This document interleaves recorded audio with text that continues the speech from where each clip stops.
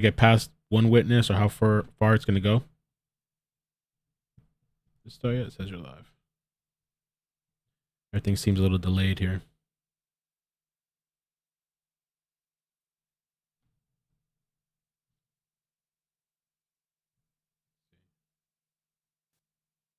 This story, it says you're live.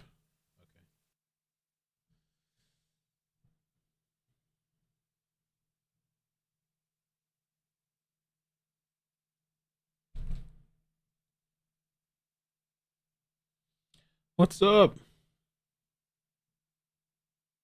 Yeah, it's pretty hot over here too. Hot as hell. Let me check. What's the temperature? I was looking at this story too. It popped up on my phone about this woman that was eaten by alligators or some shit. And it made me think of that story we covered recently. Well, recently and prior to that also. Paola Miranda. Alligator attack, Florida. Because they were saying like people don't really get attacked, but this woman got attacked. 2 alligators fatally attacked Florida woman. An 80-year-old woman was killed in an alligator attack. And with that previous story that I covered, that woman was in water that had alligators. Let me see if I can pull it up while we wait for them to start. Let's check it out. Is this the same woman? Yeah.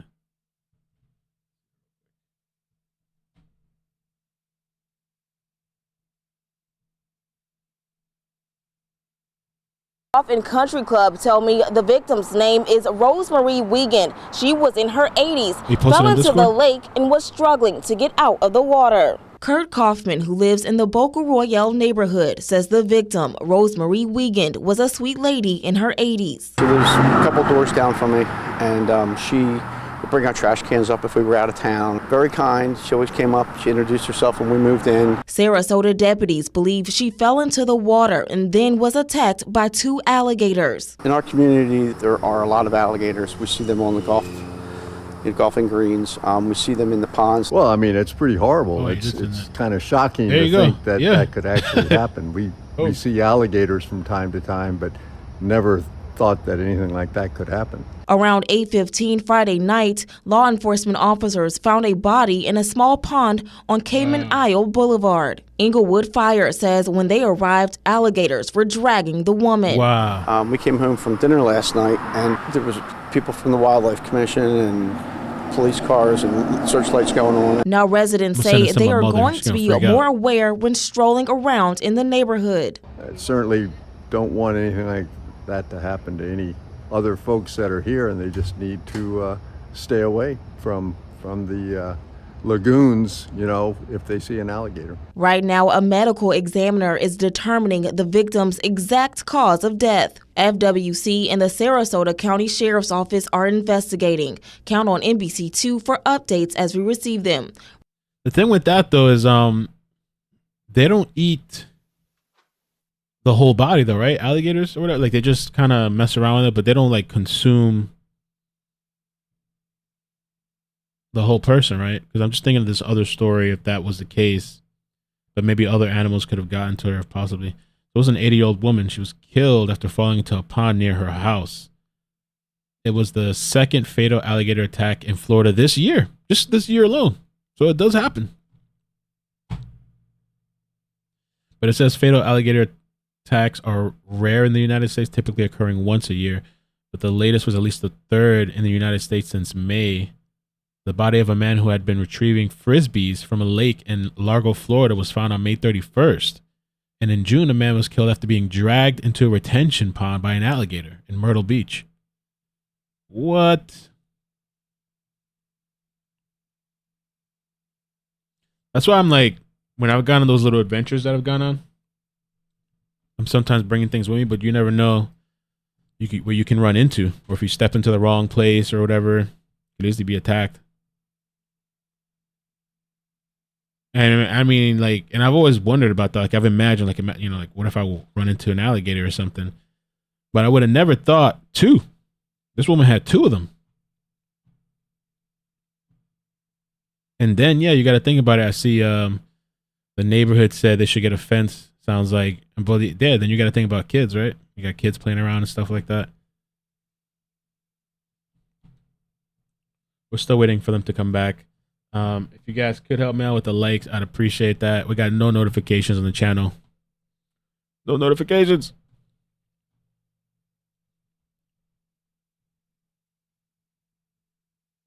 And I'll repost this since we're back on Twitter and Facebook.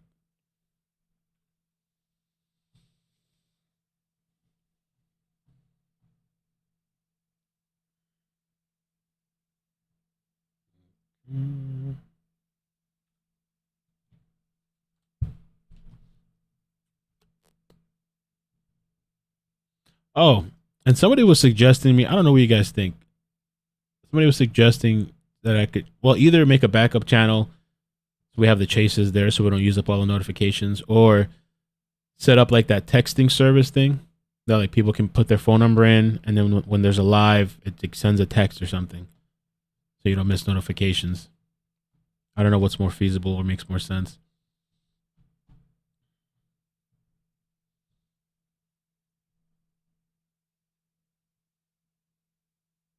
I used to have family live across the canal from me when I lived there.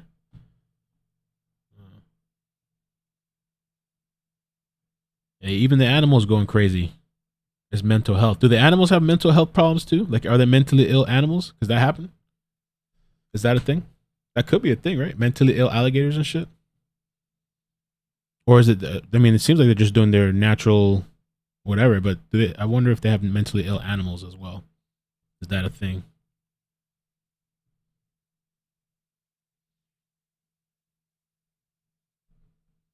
And 3 weeks ago, alligator drags and kills person at the edge of a South Carolina pond. Something going on with the alligators.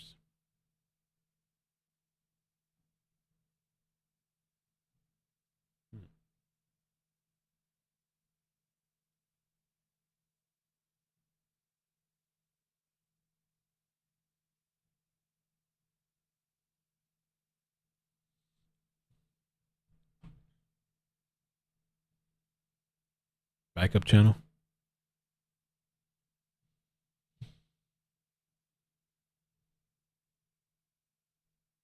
Dogs get prescribed Xanax.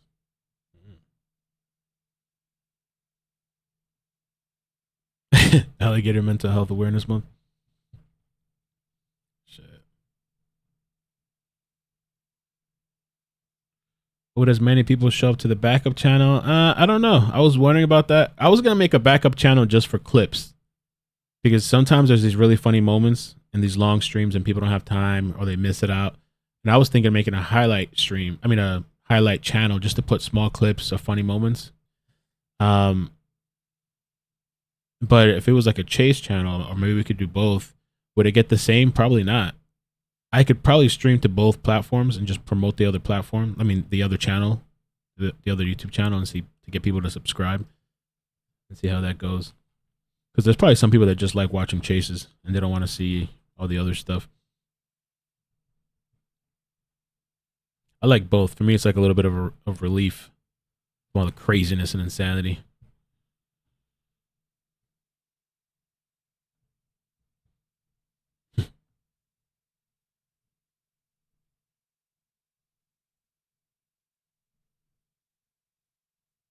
Why not just make a highlights playlist on this channel, though? I could make a playlist on this channel to go to the other channel. If I start posting really short clips on this channel, it's probably going to kill my watch time and analytics. There's a lot of channels that do like highlight channels. But I also don't want to make things more than it needs to be, like more work than it needs to be. I want to do what makes sense.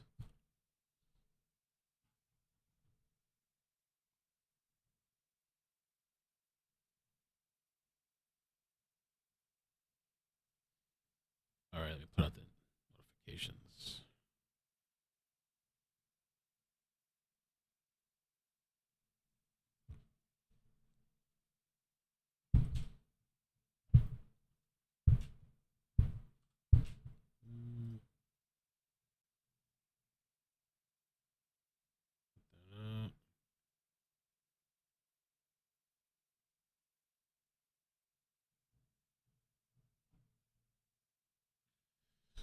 Facebook. Oh, I should have streamed on the other places too. Especially when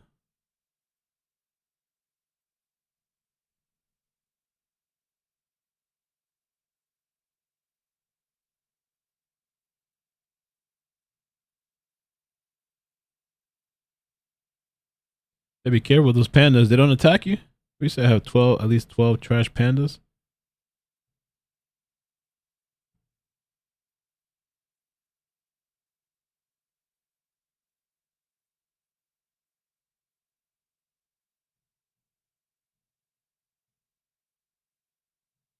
Yeah, the pressure. Yeah, maybe during a break or something, we'll play the pressure for the shooting yesterday.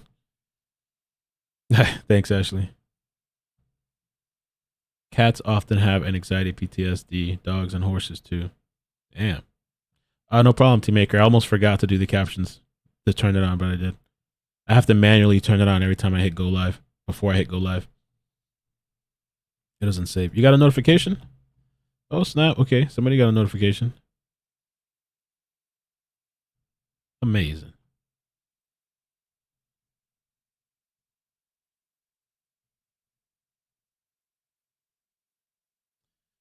Nikolas Cruz, school shooter. Parkland school shooter.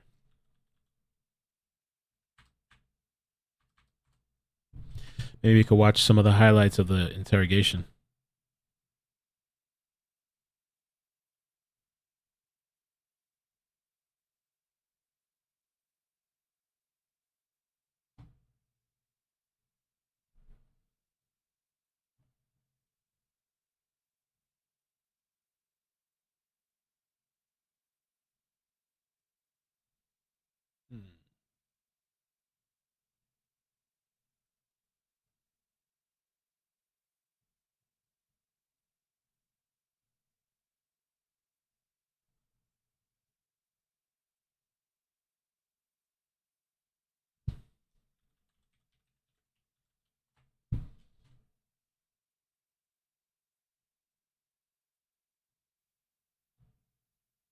Okay, let's see.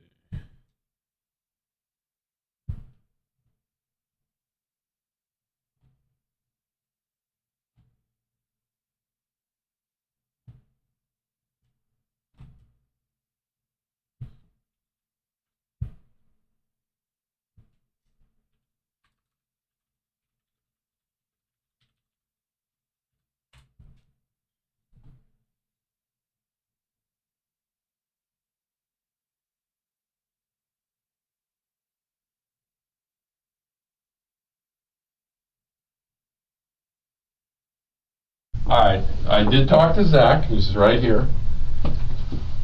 Okay, well, listen up though. If you want to talk to Zach because of some of the things you said, I'm going to have to sit in the room. I'm not going to talk to you. I'm not going to ask you any questions, but I can't leave you two alone because some of the things you said about harming yourself. Yeah. Do you want to talk to Zach? Yes. Okay, Zach, have a seat. And again, I'm not saying anything at all. So. What do you think Mom would think right now? She would cry. She would cry. You're people think you're a monster now.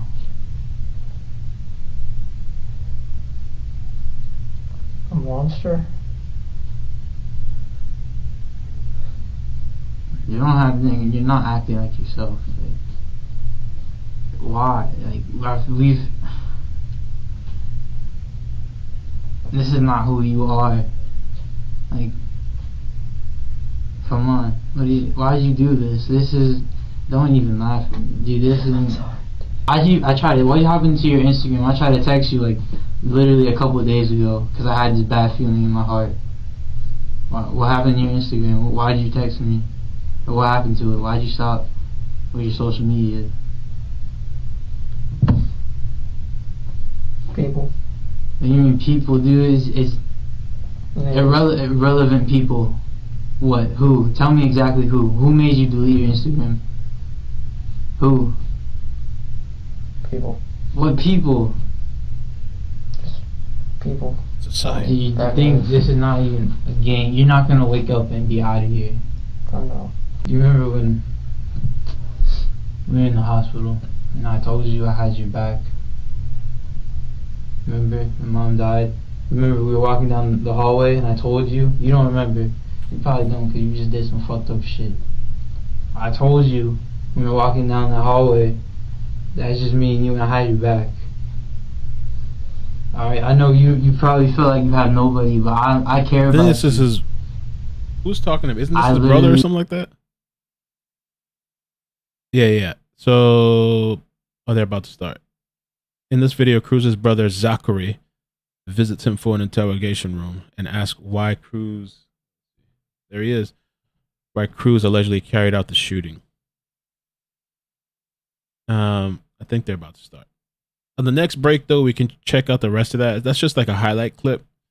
And also we can look at some point, the presser from yesterday. I'm definitely not even going to bother making a whole new live stream for that. All those little short clips they put out yesterday.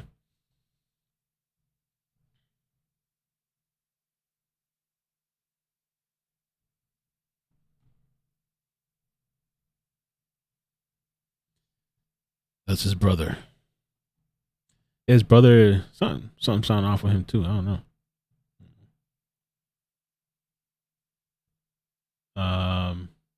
Where did I put that clip at?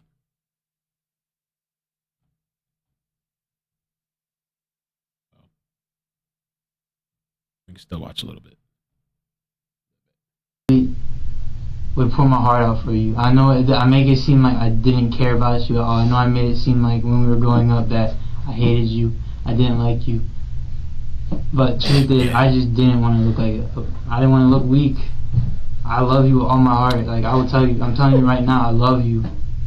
I know what you did today. Other people look at me like I'm crazy for even... And I don't care what other people think. Like, you're my brother. I love you. I want you to... Ride or die. You can't... Well, how you... Can I hug him?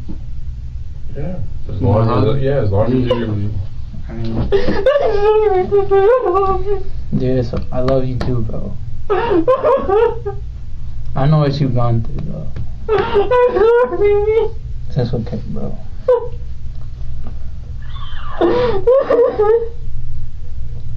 I know how you grow up. I know exactly. People don't understand you like I understand you.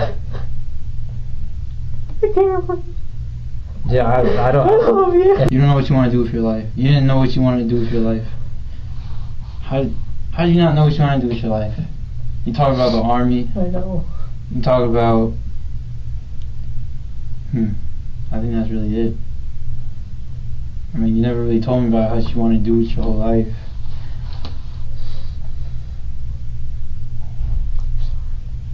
You couldn't, why would you jeopardize that? Like, you can't even own a gun now. You can't even, it's not even about the gun. I don't know why I'm talking about that. You're only 19, dude. You know how many years you had ahead of you? You know how many years you had? Years! You're still stuck in your teenage mindset and you did this dumb shit. You're not thinking about your future.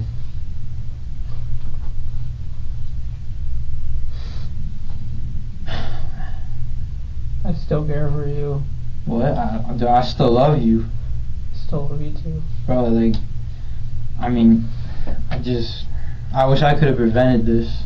Because I feel like this is a big part of, like, my fault also. Because, we grew up together. Like, I know I was the nicest to you. I know I probably made you feel like shit. And you told me that, I'm pretty sure that you told me that I made you want to kill yourself or something. And I'm sorry that I grew up being a dumb jerk to you and made fun of you and didn't want you to hang out with my friends, even though there's nothing wrong. Like, I think about it, like, I don't know, man. I don't even know how to talk right now. I can't even see Kobe anymore or Maisie.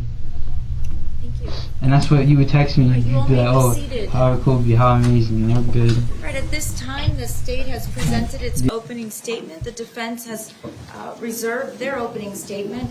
So state, you can go ahead and call your first witness. Thank you, Your Honor. Brittany Sinich. All right, you all may be seated. All right, at this time, the state has presented its opening statement. The defense has reserved their opening statement.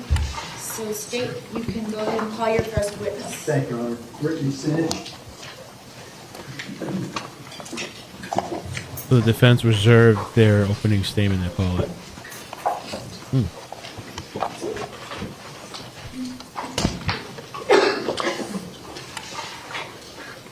True. Family's gonna stick with each other, yeah. Generally.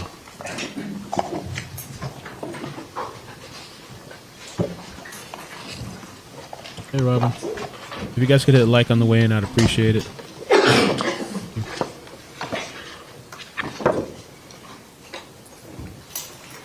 Think so? I was wondering why they didn't do it. I guess maybe, I don't know. I'm surprised, yeah. Is that a bad look? I don't know. In this case, what do you guys think? Is it a bad look the defense didn't do an opening statement? At least to maybe make some sort of plea on behalf of Nikolas? I mean, I know it's like, I mean, maybe they could have presented his life a little bit, some of the mental issues or something. Something for people to like, you know, I don't know.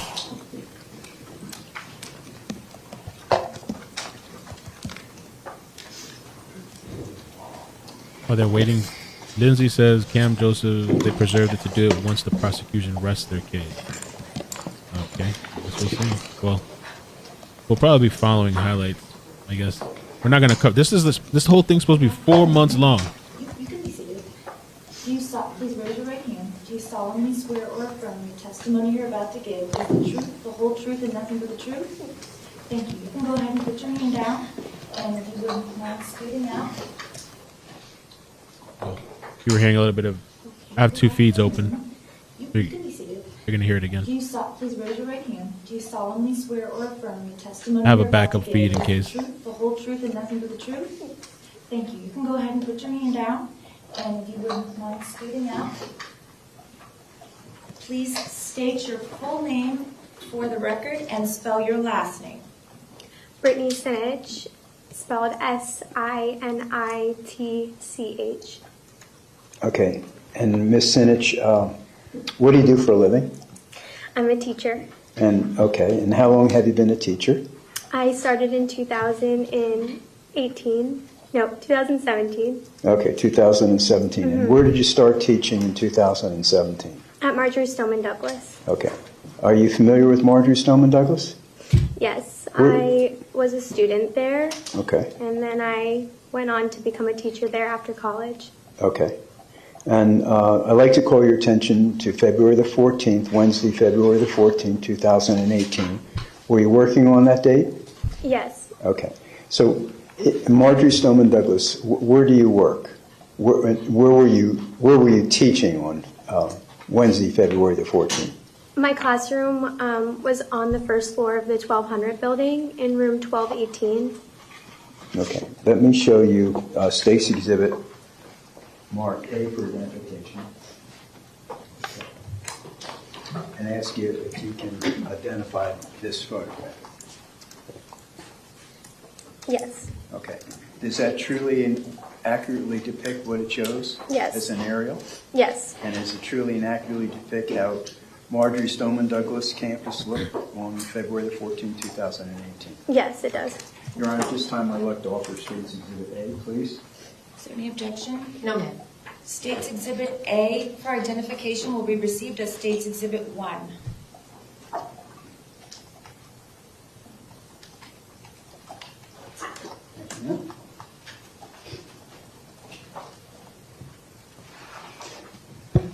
Okay. People are amazed that I can work this. All right. Ian, everybody can see that now? Okay. Can you see that, Ms. Sinich? Yes. Okay. There's a way you can mark. Do you know how to do that? Mm-hmm. Okay. All right. So let me clear the screen.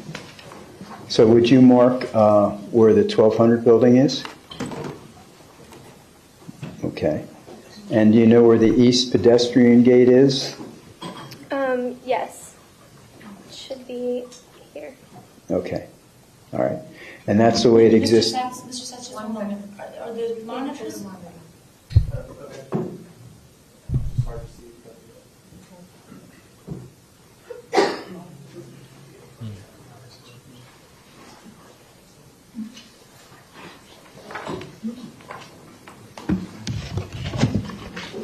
Yeah, this is prosecution. Tell it works out.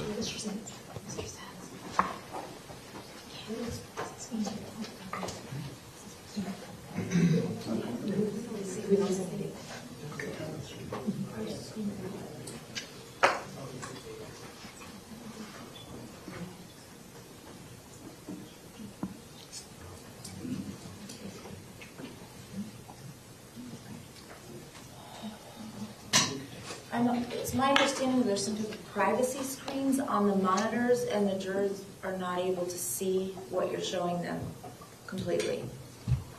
They're supposed to. Who's preventing it? The screens, the privacy screens themselves. I don't know what that is, but raise your hand if you're having difficulty seeing what is being presented, an aerial photograph.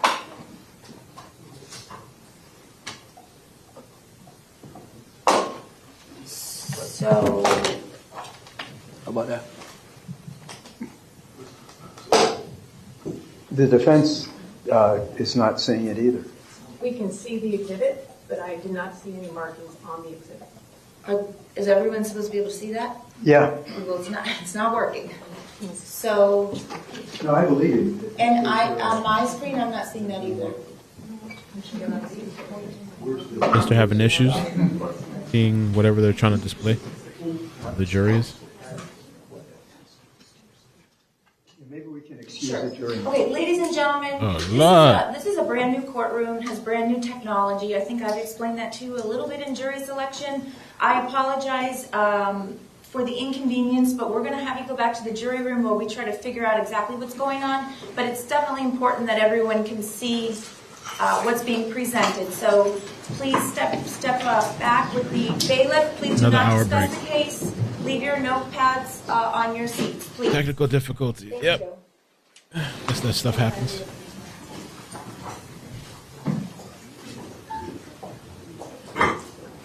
Shit, I want to see it too. Are we going to be able to see it? Can we file a complaint? I'm sure they'll pan it around, I guess, when the time comes, hopefully.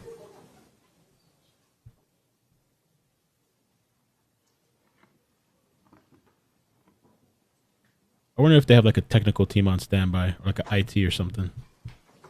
They should have that, right? In the courthouse. Mr. Sachs, I don't know anything about the technology. Oh, Lord. What? You can ask Ian. You all can go up and see if you want to. Well, we checked it Friday. Everything was supposed to work. No, it's working. It's just that they seem to having a hard time to see the screen. Oh, I see. When you're sitting down, I guess they. No, I believe you. So they can't see from an angle. I never said I was doing 4 months of this, right? And the defense doesn't have theirs. We can see it, but We might do highlights, maybe. supposed to be seeing when she was marking. But this thing's gonna be long. There's a lot of great trials coming up. Pedestrian gate. Right, and then how are we supposed to be able to see? It's supposed to show up on the screens. So that's like a circle that she drew on it? Oh, okay, no, we did not see it. Oh, this is embarrassing. I'm just saying. It appeared on that big screen up there. It did? This thing. Yeah, well, it's supposed to. Right, I know. Yeah. I just wanted you to know it did work up there. Yeah.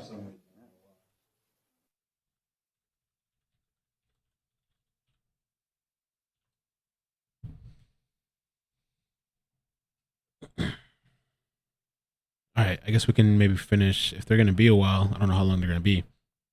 Make you finish watching this little clip of the interrogation, or whatever this is. You had me, though. I swear, like, I even cried, dude. I think I've thought about, like, you killing yourself, and I cried about it. and by myself, I think, damn, like this kid, like if he killed himself, like I would feel like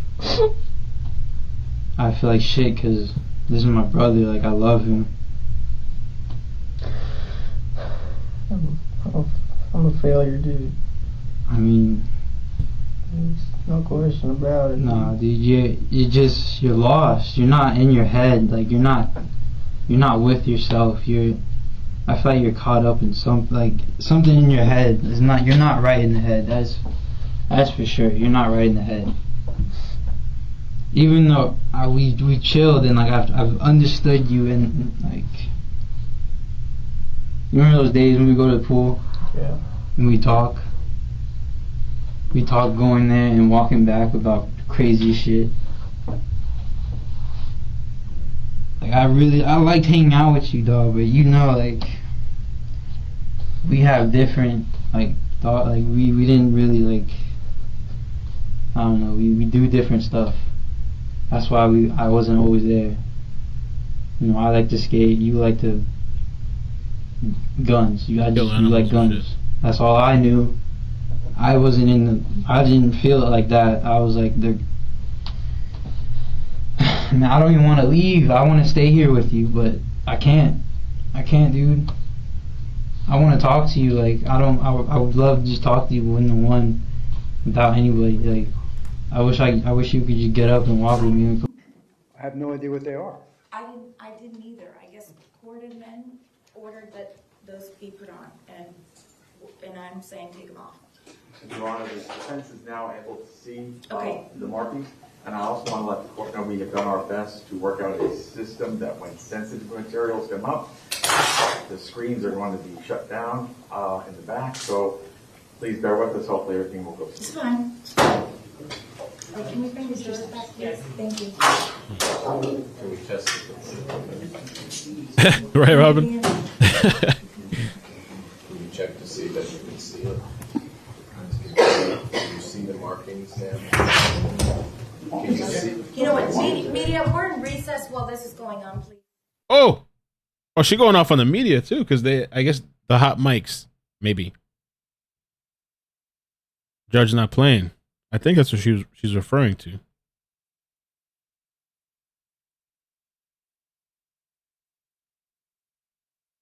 I want to hear the hot mic. Let me check the backup feed if we got a hot mic on that one.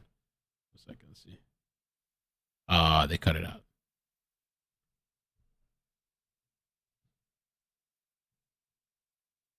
What is she saying? They don't want video feed or just audio? Maybe it's just audio. Look like they're looking at us.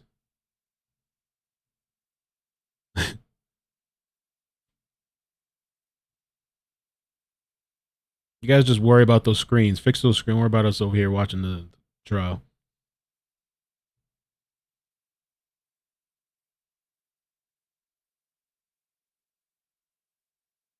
Oh, shit.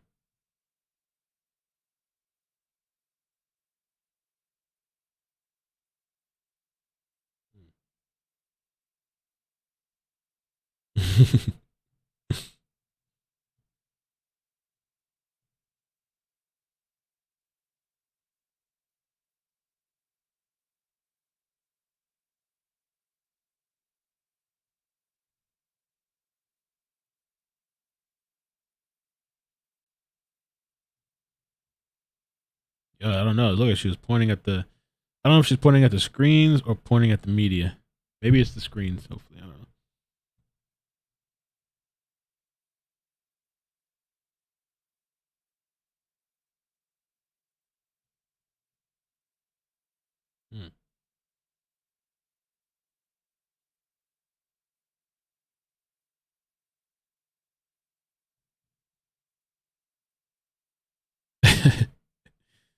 Don't worry about it.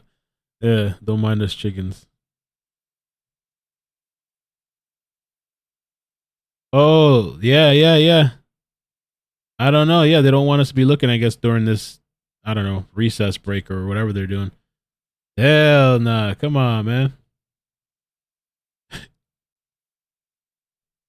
had a feeling something to tell. They're looking like directly into the lens, looking at us and shit, and like, flicking their hand. Get out of here, some shit.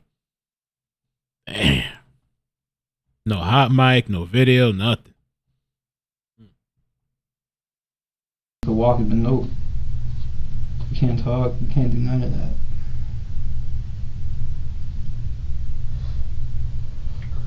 All right, well, like I said, I gave you guys some time together. Thank you. No, I understand that now. I'm coming to your trial. I'm coming to everything, all right?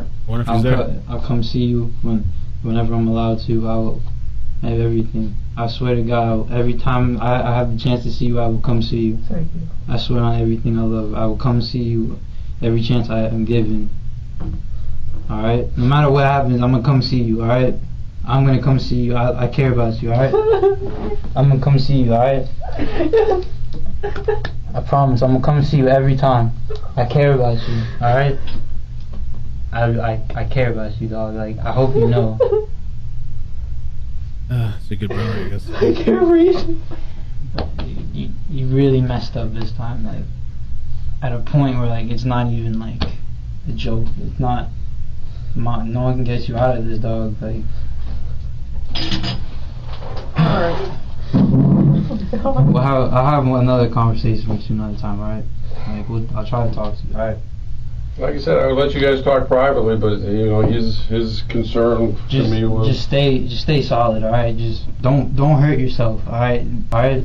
So just live your life, all right? Please do not kill yourself, all right? You're given one life, like you don't understand. I don't think you understand that. You're given one life. You only can live one time, all right? Don't just end it because you don't like how it is. Live your life. See how it is. Even if it's gonna feel hopeless, if it feels hopeless, you just gotta push through, dog. That's all I can tell you right now. All right. Okay. Alright, Zach. Cool. Shit. You see, I have to go. I literally can't stay here with you. Like, I want to stay here with you. I don't want to go. I don't want to go back out there. All right. And people are crazy out there right now. I do not want to go back out there, but I have to. Okay. Alright? I'm gonna come see you, bro. Please. Don't forget, alright? Okay. When you're feeling hopeless, think about me, alright? I love you. I believe good things. You're gonna have the chance to talk to him on the phone. They have phones and everything over there and everything else, so once he gets situated, he can call you. Just stay solid, alright? Be strong. Be strong for me, alright? If you're not for yourself, think of me. Be strong for me, please. Because I love you. I don't care about anybody else in my life right now. I don't care about skateboarding. I don't care about nothing. I don't care about being cool. I don't care none of that. I don't care about you right now, alright? I don't care what people think about me for thinking that I love you and I care about you. I don't care what nobody thinks. I care about you. I care about you. I don't care what other people think. I just want you to know that I love you, dog. Like, I really do. Like I feel like I had a better bond with you than mom. Like, alright, so I really gotta go. So. Okay, then. Alright, like you said, you're gonna get the chance to talk to him once he gets phone privileges and I see you, alright? I believe you. Just stay solid for me, alright? I will. And try to find God, alright? Okay. You say you have a demon, try to find God. Because God is good. God will be there for you. Just, when you're thinking in your head, just try to connect with God, alright? Okay. Try to see, like, just try to connect with someone except besides negativity in your head. Try to think of positive things, alright? Yes. Alright, I love you. I love you too. I'll see you, alright? This isn't the last time I'm gonna see you, alright? Okay. So just stay strong, alright? Okay. Alright, dog. I love you. I love you too. I really do. I love you all my heart. I don't care about no one else but you right now. I still don't. Even when this wasn't happening, I only care about you. Sorry, that might not make sense, but alright. Okay, come on, Zach.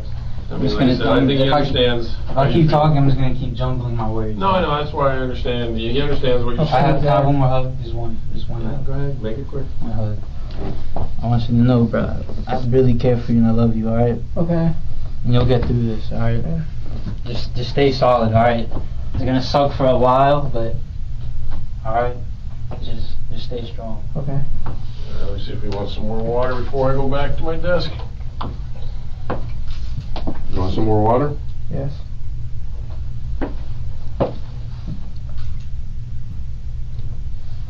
Want more?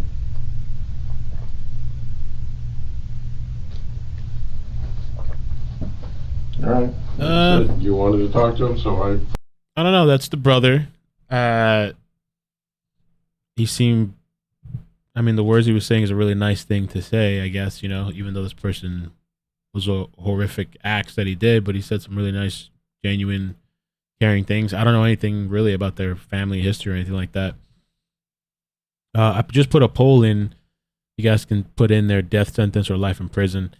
See, like for me, I mean, because I was thinking, like, I think he's, and this is just again from the surface. I don't know the history. We just read a little bit on the first stream about some of the mental health stuff, but it makes me think a little bit of like Ethan Crumley, which you know, that trial hasn't started yet, but there's been like all these things going on. We've watched a couple of, I don't know, hearings or whatever it was. And with that situation, I mean, his growing up situation was jacked up, and like clearly the parents failed, and it seems like the systems in place failed, and like he was crying for help. I don't know what this guy's situation is, but some of the things we're seeing, like he's threatened. Let me see if I can find the message. He's been expelled from schools. He's been threatened disciplinary actions. He was in 2014. He was transferred to a school for children with emotional and learning disabilities. There were reports that he made threats against other students. I mean, there's like a long history. It didn't just pop up now. See, the brother, I mean, he said some really good things. I mean, it seemed really heartfelt. And he said that he wished it would have been there more. Now, I don't know what his, does he see him all the time? Was he actually there? Or is he somebody that wasn't there and just popped up now? Like, you know, I don't know. He seemed caring. And if you were in that position, maybe that's the only person in the world holding you down, the one person, you know, or at least trying to motivate you from hurting yourself, stop you from hurting yourself.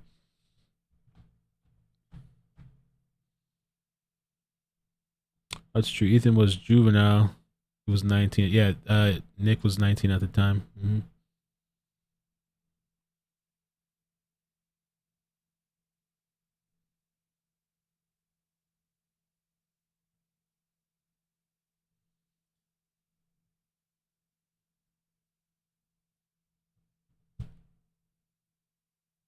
And it's a pretty long break just for the technical I guess they're still having issues, or there's something else happening.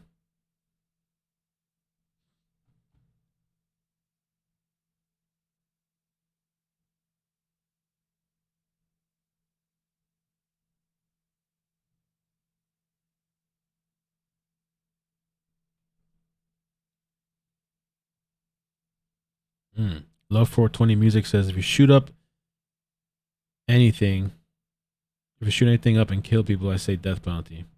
I'm tired of getting money taken out of my taxes to support murderers. Murderers' life and their life in jail.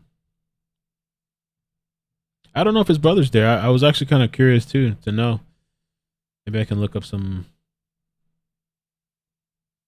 of the articles to see.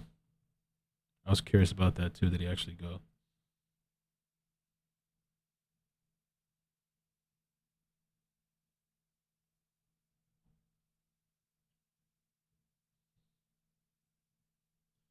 So, I mean, we didn't even really get to hear anything from the witness.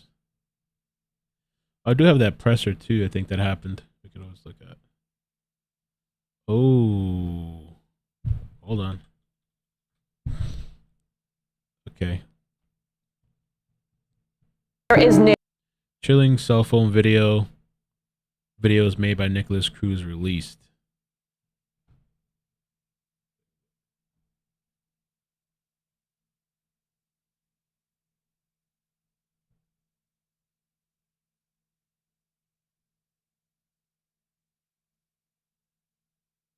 New and haunting video tonight coming directly from the confessed Parkland school shooter.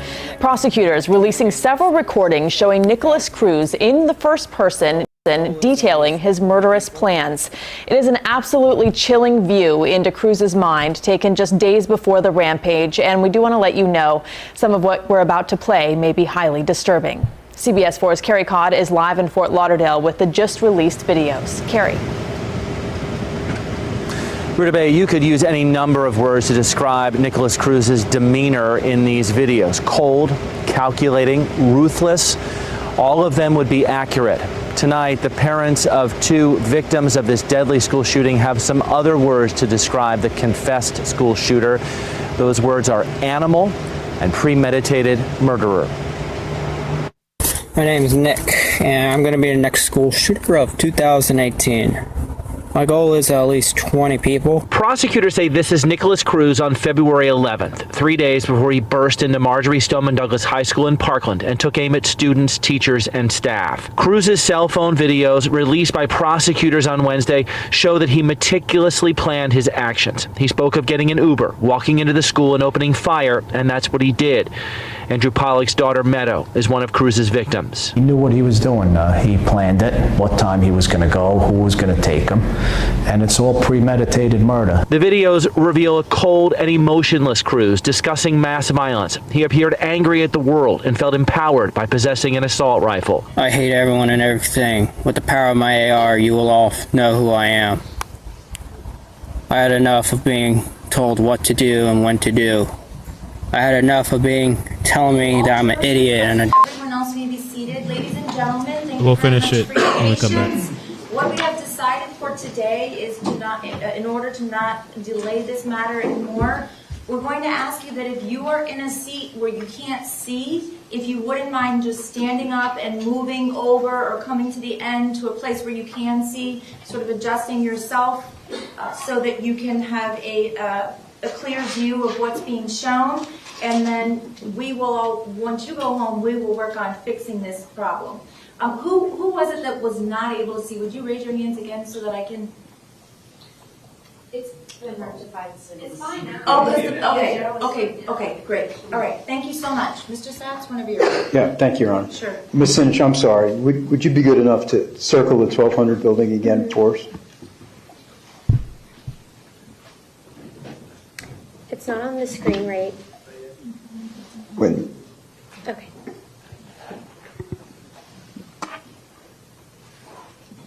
I just need the tool as well, the pen. You can press one of the color. You don't. It's not on the bottom right now. Ian.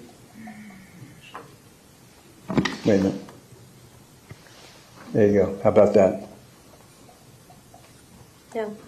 No? Mm-mm.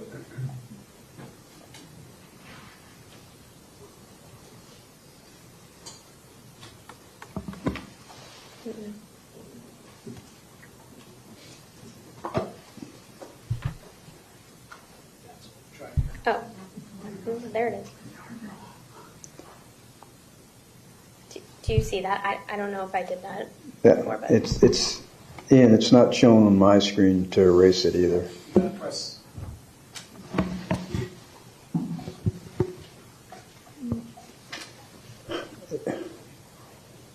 It's not, I mean, I see all the circles, but the things to annotate are not on here.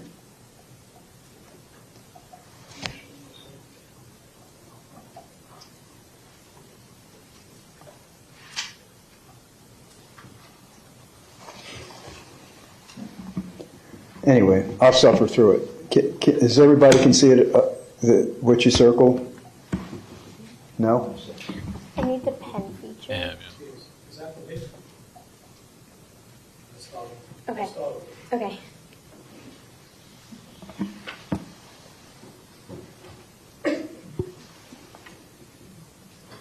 That's what keeps loading when you put it back up. Oh, you gotta press it.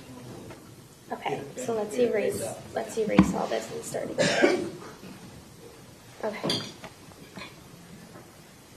Were you able to see that? Yeah. Okay, everybody sees it? Okay, that's the 1200 building, and the smaller circle is what? The pedestrian gate. East pedestrian gate. Okay. All right, let me show you now. State's Exhibit H. Let's see if you can identify that in the signature. Yes. Okay, does that accurately and truthfully depict a map area of Marjorie Stoneman Douglas? Yes. Okay.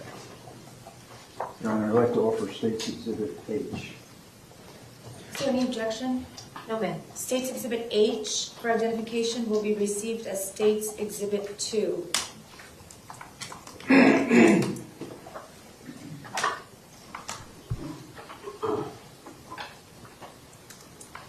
And State's Exhibit 2, Ms. Sinich, can you see that? Yes. Okay. And the red block that says 12, is that the 1200 building? Yes. And to the right of that, is that Pine Island Road? Yes. And to the top of that, Homburg Road? Yes. Okay. And that's the way the outline of Marjorie Stoneman Douglas was in February the 14th, 2018? Yes. Okay. And lastly, let me show you State's Exhibit marked B for identification. And ask you if you can identify this. Mm-hmm. Now, this diagram, I know it's not to perfect scale or anything, but Mm-hmm. does that show about how many classrooms and the numbers of the classrooms the way existed? Yes. On February the 14th, 2018? Yes. Okay, Your Honor, I'd like to offer State's Exhibit B. Is there any objection? No, ma'am. State's B for identification will be received as State's Exhibit 3.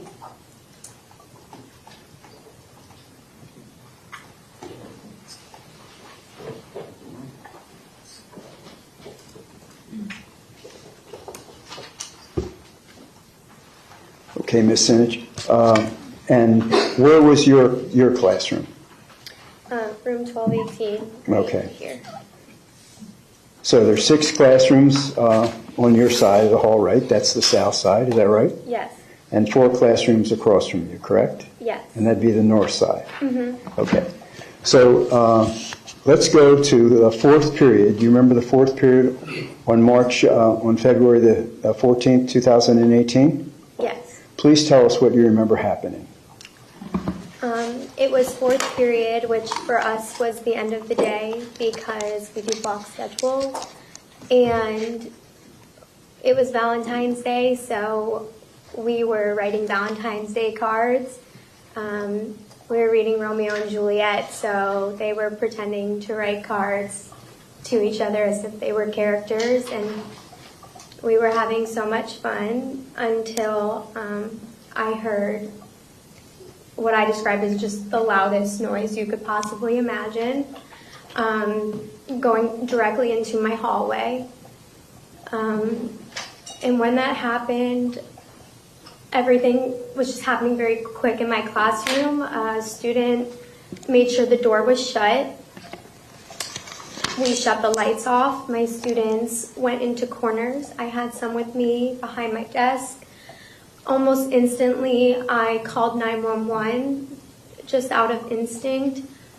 They couldn't hear me over the sound of the gunshots. It was so incredibly loud. And that was it. We just hid under my desk, we hid in the corners, and we tried to stay as quiet as possible until what I heard was like a walkie-talkie type of sound. And to me, that's what a police sounds like. So I peeked over my desk and I saw them in uniform, and they signaled us to wait until it was time to leave. And that's when they signaled us out, and we made an immediate right out of my building. Okay. Did any shots come into your classroom? No. Was anyone shot in your classroom? No. So these loud bangs, how many bangs do you think you heard? It just wouldn't stop. I don't have an absolute correct number or an accurate number that I could count. It just kept going and going and going. Did all these bangs have the same degree of loudness, or did they dissipate or appear anywhere else in the building? They were incredibly loud. The ones that were outside of my classroom, it's like you could just feel it within your body, like all throughout your chest. When he was upstairs, you could tell they were faded, but they were just as loud, where you still knew they were gunshots happening throughout the building.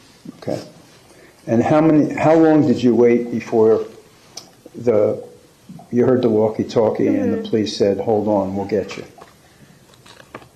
I don't have an accurate like remembrance of time. It felt like a long time being there with my students under there.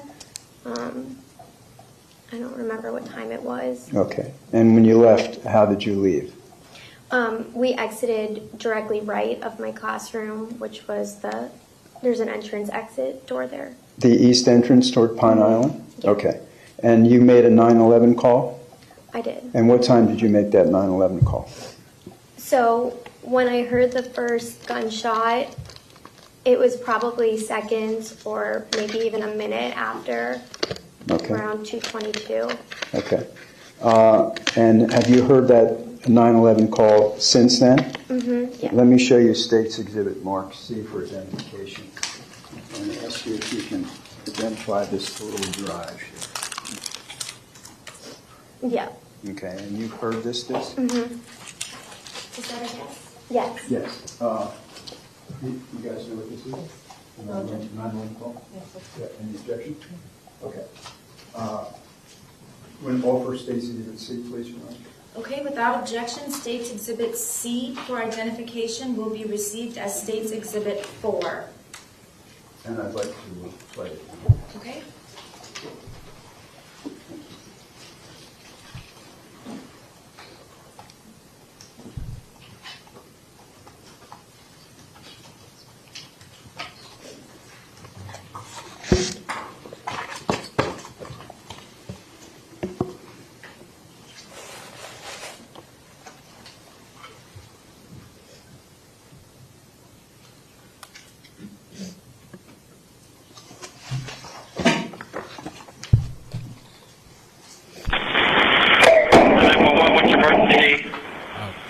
Hello, we're at Stoneman Douglas High School, and I think there's a shooter. Hello? You still there? Talk to me, please.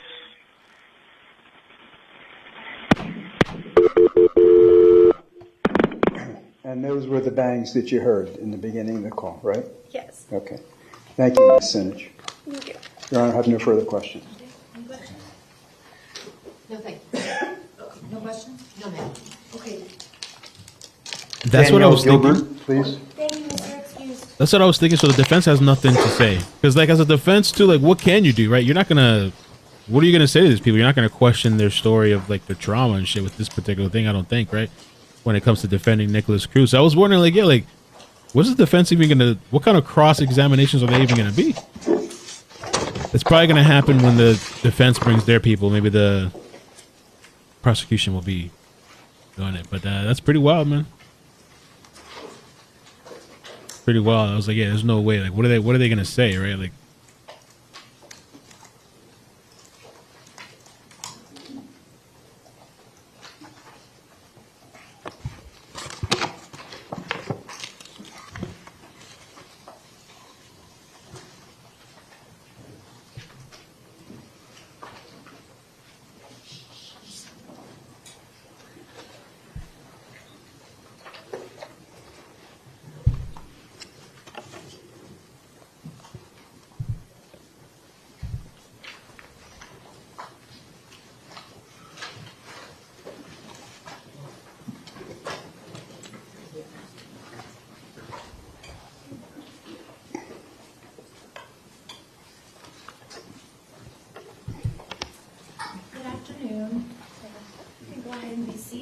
Raise your right hand. Do you solemnly swear or affirm the testimony you're about to give is the truth, the whole truth, and nothing but the truth? I do. Thank you. You can put your hand down. Please state your full name and spell your last name for the record. Danielle Gilbert, Gilbert. State you may inquire. And Ms. Gilbert, good afternoon. What do you do for a living? Or what? Oh, I'm a student right now. I go to UCI. Okay, all right. Normally I would start out by asking your age, but you're out of school now, so I don't want to get anywhere near there. So you're in school, right? Yes. Where do you go to school? University of Central Florida in Orlando. Okay, what year are you in? I'm going to be a senior this fall. Okay, I'd like to call your attention to February the 14th, 2018. Do you remember, were you in school then? Yes. And where were you in school? I was at Marjorie Stoneman Douglas High School. Okay, and on February the 14th, 2018, what year were you in? I was a junior. Okay. I'd like to call your attention to that day, that Wednesday. Do you remember your fourth period? Yes. Okay. What time does school start then, on that day? 7:40 a.m. Okay. And the last class ends at what time? 2:40. Okay. So your fourth period was what? AP Psychology. And who was your teacher? Miss Rayoven. And what classroom were you in? 1213. Okay. So during fourth period, would you please tell us what happened? Yeah. So at the beginning of fourth period, when it just started, we were in the middle of a lecture, as per usual, and we were all seated in our desks listening to Miss Rayoven give her lecture in the front of the classroom. And in the middle of her lecture, we heard the first couple of shots, and from there we dropped to the ground and started running towards the window. However, our teacher realized that by the window was right in view of where the window was in the door. And so she had realized that and told us to come behind her desk where we were out of sight of the window. What kind of window was that? It was a small rectangular window in the door. Okay. And so what do you do? And so once she tells us to go ahead over to her side of the desk where we're out of sight, we immediately turn around and all 31, 32 of us go over to that side of the classroom. Okay. And then what time does class start? Was that the jury? No. 90-minute class? It's an hour and a half class. Hour and a half, so like 1:10? Sounds about right. I don't remember exactly. Okay. But you know it ends at 2:40? Yes. Okay. So tell us what happens after you go near Miss Rioven's desk. So then we go over to the other side of the classroom by her desk. And at this time, he still hadn't shot into our classroom at that point. We were just sitting, kind of like sitting ducks. We had no way to protect ourselves, no way to stand up for ourselves. And once we were all kind of over by the door and away from the door, that's when he had shot into our classroom. He injured 4 people in my classroom, one of them being fatal. And from there, we just kind of sat and waited until the police came and took us out of the classroom. Okay. And who did you see that was injured? Benjamin Wikander, Samantha Mayer, Madeline Wilford, and Carmen Shenchup had passed away. Okay. And were you near any of them? Not in particular. They were more towards the podium and by the whiteboard, and I was more towards the door. Okay. And did you do anything to record what was occurring? Yes. I'm not exactly sure why, but my initial instinct was to pick up my phone and start recording. And so I did. I took several videos of what was happening. Yeah. Okay. And did you retain those recordings? Yes. And did you turn them over to the authorities? Yes. Okay. And have you viewed those videotapes since? Yes. Okay. Let me show you State's Exhibit Mark D for identification and ask you to take a look at this drive, Ms. Gilbert, and see if you can identify it. Yeah. And are your 7 videos contained on there? Yes, they are. And did you initial this to I did. say it was the same, one and the same? Yes. Your Honor, at this time I'd like to offer State's Exhibit D. Is there any objection? Yes, Judge, we have a sidewalk. Sure.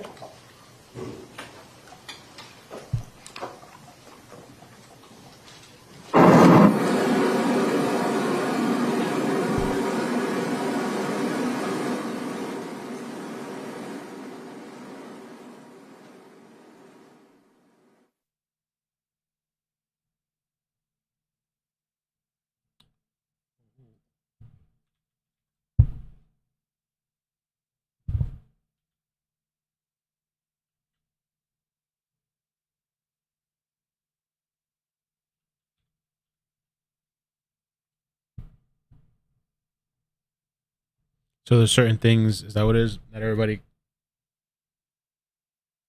is allowed to listen to, I guess? So that's not for the media? Nice graphic.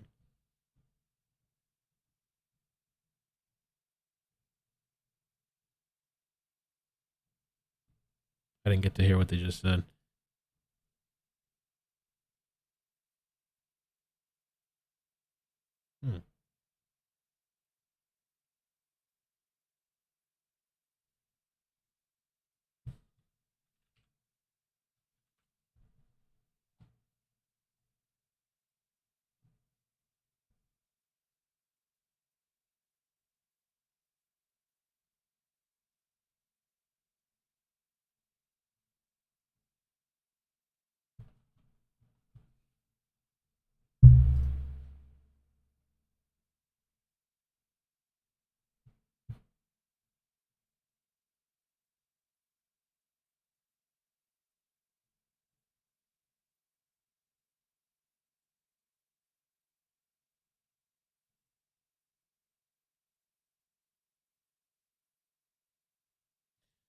So the lady we just saw, that was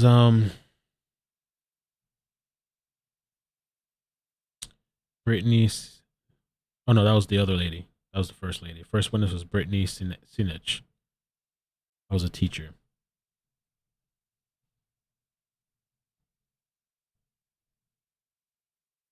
I guess this website's not updating.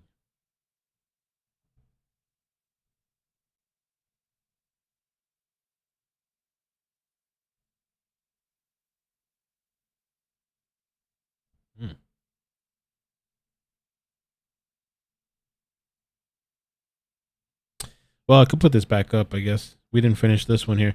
This is my first time seeing this video that we just listened to. Here.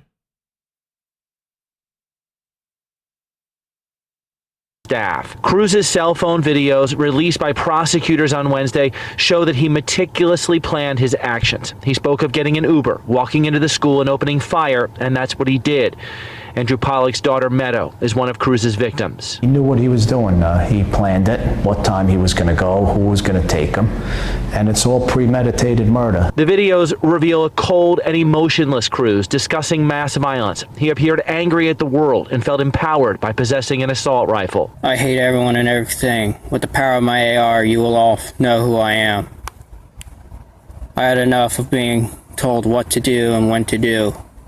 I had enough of telling me that I'm an idiot and a We showed the videos to Veronica Ruiz Ashwall. She's a licensed mental health counselor. I see a very disturbed young man. We asked her about Cruz's comments about his assault rifle. That's very indicative of a self-esteem issue. You know, we would see that, and somebody actually has to obtain something to feel that sense of power that they don't feel within themselves. This is not a person, this is an animal. Lori Oladef's daughter, Alyssa, is one of Cruz's victims. She's aware of the videos and is sickened by them. I think that we need to stop bringing attention to this animal. I think we need to start focusing on making our schools safe. The Cruz we see and hear on these cell phone videos contrasts with the picture we see of Cruz in court, where he appears meek and timid with his gaze firmly fixed on the floor. On the videos, Cruz talked big of committing extreme violence and enjoyed it. Location is Douglas in Parkland, Florida. It's going to be a big event. And when you see me on the news, you'll all know who I am. Okay. The parents of several other victims told me they had no desire to watch these videos. One of them, Fred Guttenberg, read through a transcript. His daughter Jamie was murdered at the school. He told me he cannot believe that Nikolas Cruz could talk so callously about committing murders in order to make a name for himself. Live in Fort Lauderdale, Carrie Codd, CBS 4 News Tonight. So disturbing. Carrie Codd in Fort Lauderdale. Yet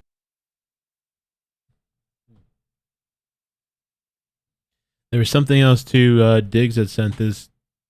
By the way, thank you guys for stopping by today and hanging out, just checking out this trial. I'm learning a lot of things for the first time.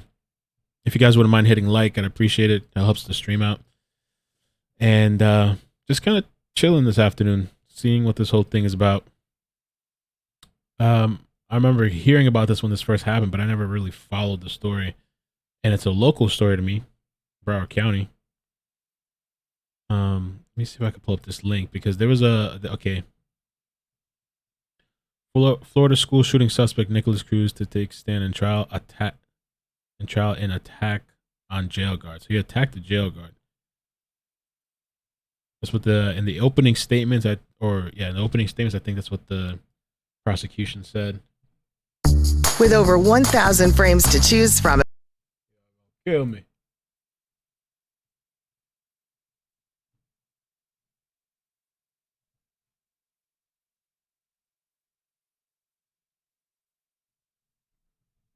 I like how they took away the mute button from the players. So you have to listen to it. You don't have a choice. I have an ad blocker on the other one, but not on this one. Nikolas Cruz fighting BSO Deputy Sergeant Raymond Beltran is crucial evidence in his battery against a law enforcement officer case from November 2018. Defense attorneys argued. Just a trigger warning for the people, but this is just all in context with the trial. He's pretty crazy though, huh? Erratic. Look at this shit. Look how he runs at him. Cruz fighting BSO Deputy Sergeant Raymond Beltran is crucial evidence in his battery against a law enforcement officer case from November 2018. Defense attorneys argued today that BSO didn't save video in the hours before the alleged attack that would tell the entire story. We no longer have the benefit, and a jury will not have the benefit of viewing the video and the incidents or Oh, they didn't save it? whatever occurred prior to the preservation of what we have. The jury will not get the benefit of looking at that video. The video includes 5 minutes before the attack, where Cruz is seen pacing in circles around the room while Sergeant Beltran sat nearby. Then the entire attack and encounter, which lasts about a minute, and then when Cruz backs off and complied.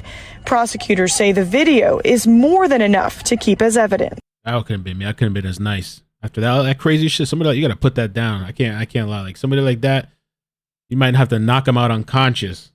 This Nikolas Cruz guy could flip again on you. Maybe flip that weapon on you and stun you or whatever and kill you. Pacing in circles around the room while Sergeant Beltran sat nearby. Then the entire attack and encounter, which lasts about a minute, and then when Cruz backs off and complied. Prosecutors say the video is more than enough to keep as evidence. The defense has made no showing that there is anything material in the portions of video that they see. The mere possibility that something could be helpful does not make it material. The defense rested with this argument about the video. It should have been saved. That was the request that was made. It was useful evidence. There was bad faith on the part of the police, and this resulted in a due process violation, which we are asking the court to dismiss this case because of the failure to preserve that evidence. Just down the hill from Eileen Palmer is where her... Damn. Yeah, I never seen that before. It was my first time seeing this kid go on the attack like that.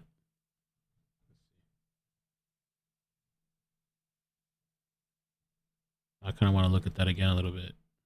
But yeah, even the way he's pacing and stuff.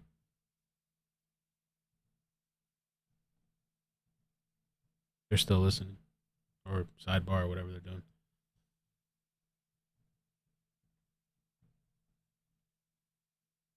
I've never seen that before.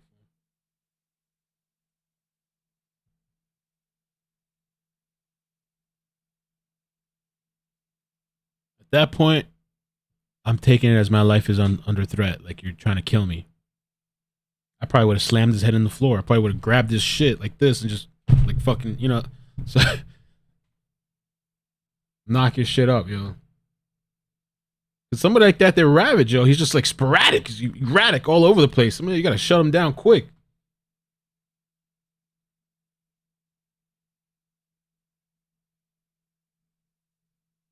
Look at this. And the way he's pacing too, I would have been on high alert. I mean, this guy might have been on high alert, but I wouldn't have been leaning back in my chair and shit.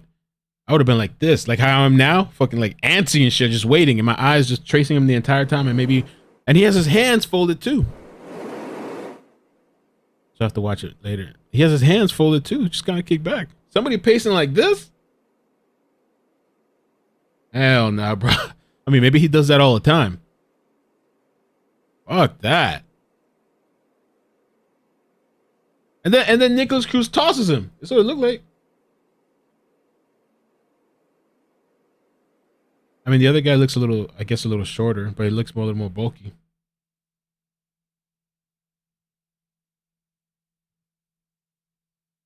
Now he's all, hey, hi, okay, all right. I'm sorry. I didn't mean to. Watch out for crazy ass people like that.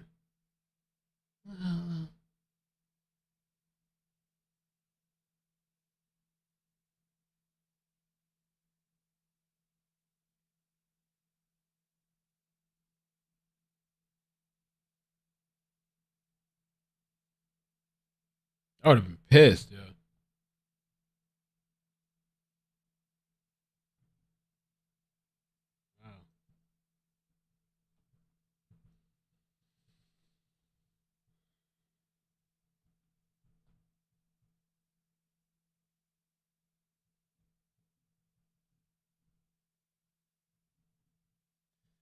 I don't know. Let me see what else we can find on the internet. Apparently, by the way, if anybody's emailed me, it looks like my email server is down. I don't know what's going on. Maybe I have to pay the bill or something. Gmail works. The ICIDmail thing, for some reason, I have to look into see what's going on. Gotta get it fixed.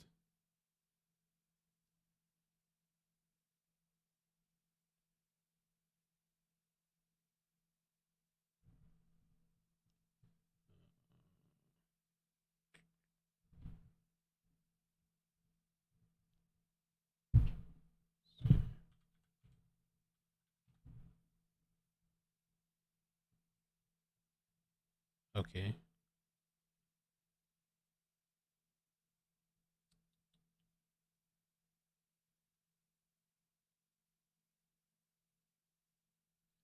Okay, yeah, that's what happened. I gotta pay it. The server expired or some bullshit. No.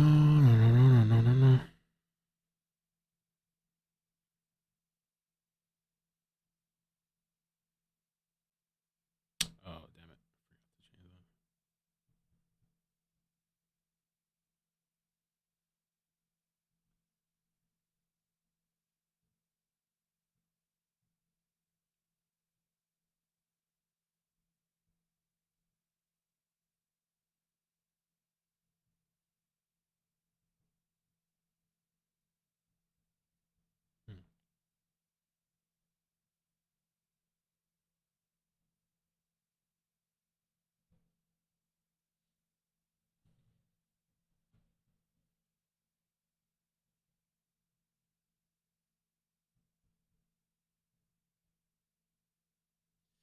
I'm trying to, the link that you guys sent me. It's not working. The Florida State one? I don't know why it's not working for me.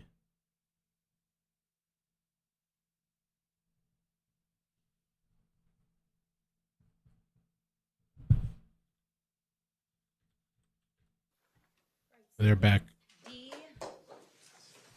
Will be received as states D for identification will be received as states 4. The last. 5, excuse me. Thank you. It's 5. The last, thank you. The last is sensitive. The last video. We have the sensitive Okay. police. Oh, perfect. Okay, great. Over here. Okay? Nice. Okay. Thank you. Okay. I said 5. I said 4, and then I corrected myself. It's states 5.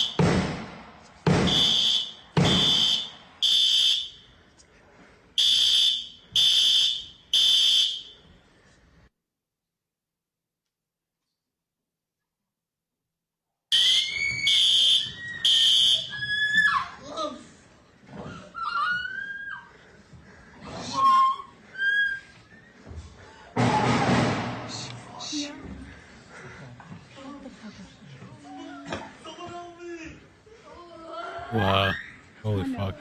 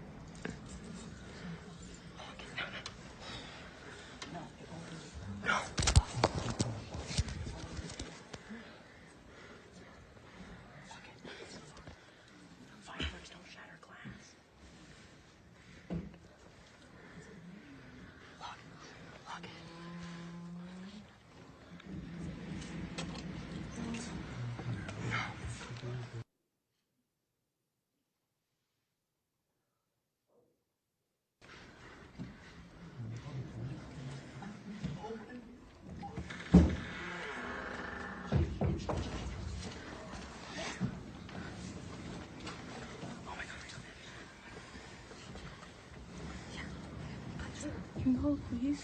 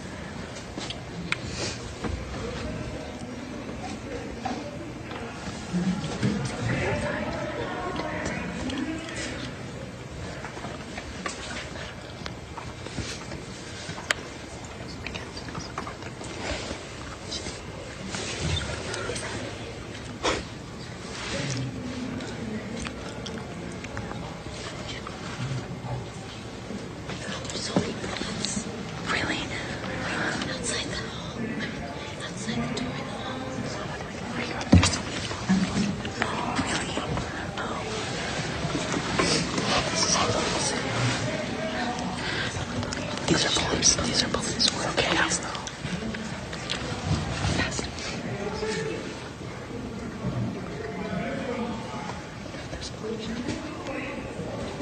He's gonna get us out. Yeah, like shh.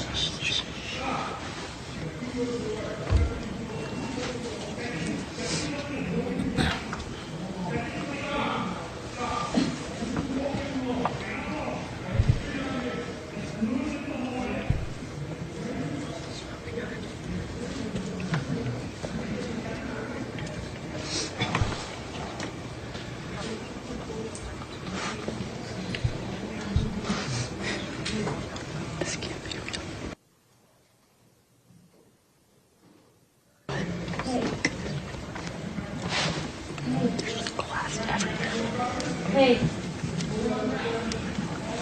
Hey. These are police. Hey.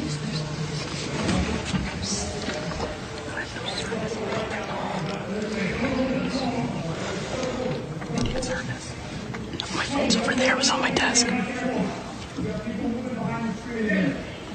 Hey. They're coming. They're coming. We're okay. There's glasses. They got him.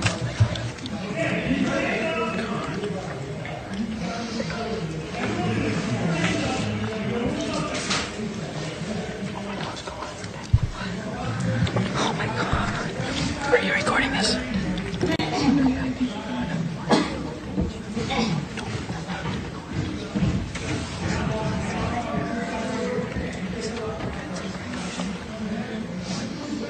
Hey.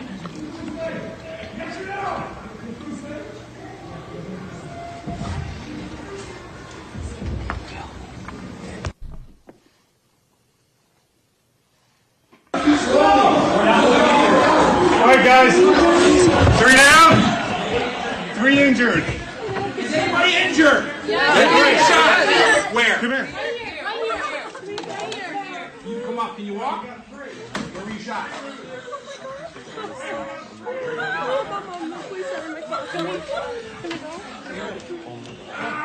I need help. I need help. Somebody help me. We got.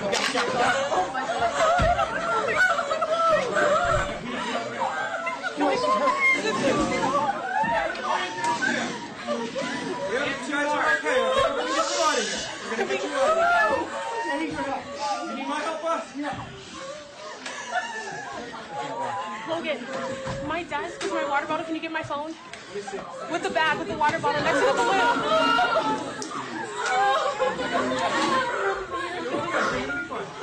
Yes.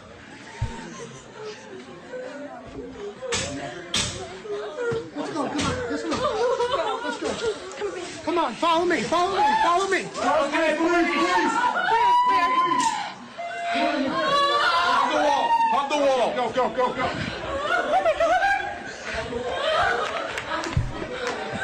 Over the street. All right, come on.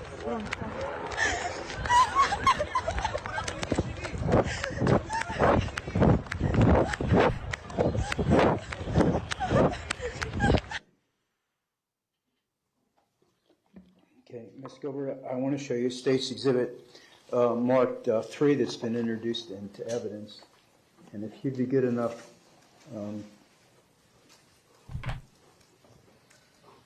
to point out classroom 1213 for us. And do you have the, let me see, yeah, okay. Could you circle 1213? Thank you, okay. Ms. Gilbert, thank you very much. I have no further questions, Your Honor. Yo, that was. I feel like I have goosebumps just listening to that. It was just really eerie to hear that. Even like the whispering and like the gunshots and the screaming and running, and just can only imagine what that must be like. And then the family's there to listen to that. And even Cruz sitting there listening to it. Dylan Kramer. Dylan Kramer. Jesus. Kraemer. 17, yeah, that's right, guys. 17 passed away. Thanks. It was, I had the breakdown too. It wasn't like 14. What's the number? 14 students. I think an athlete director. 15, a teacher. There's somebody else. 14, 15, 16. There's another one.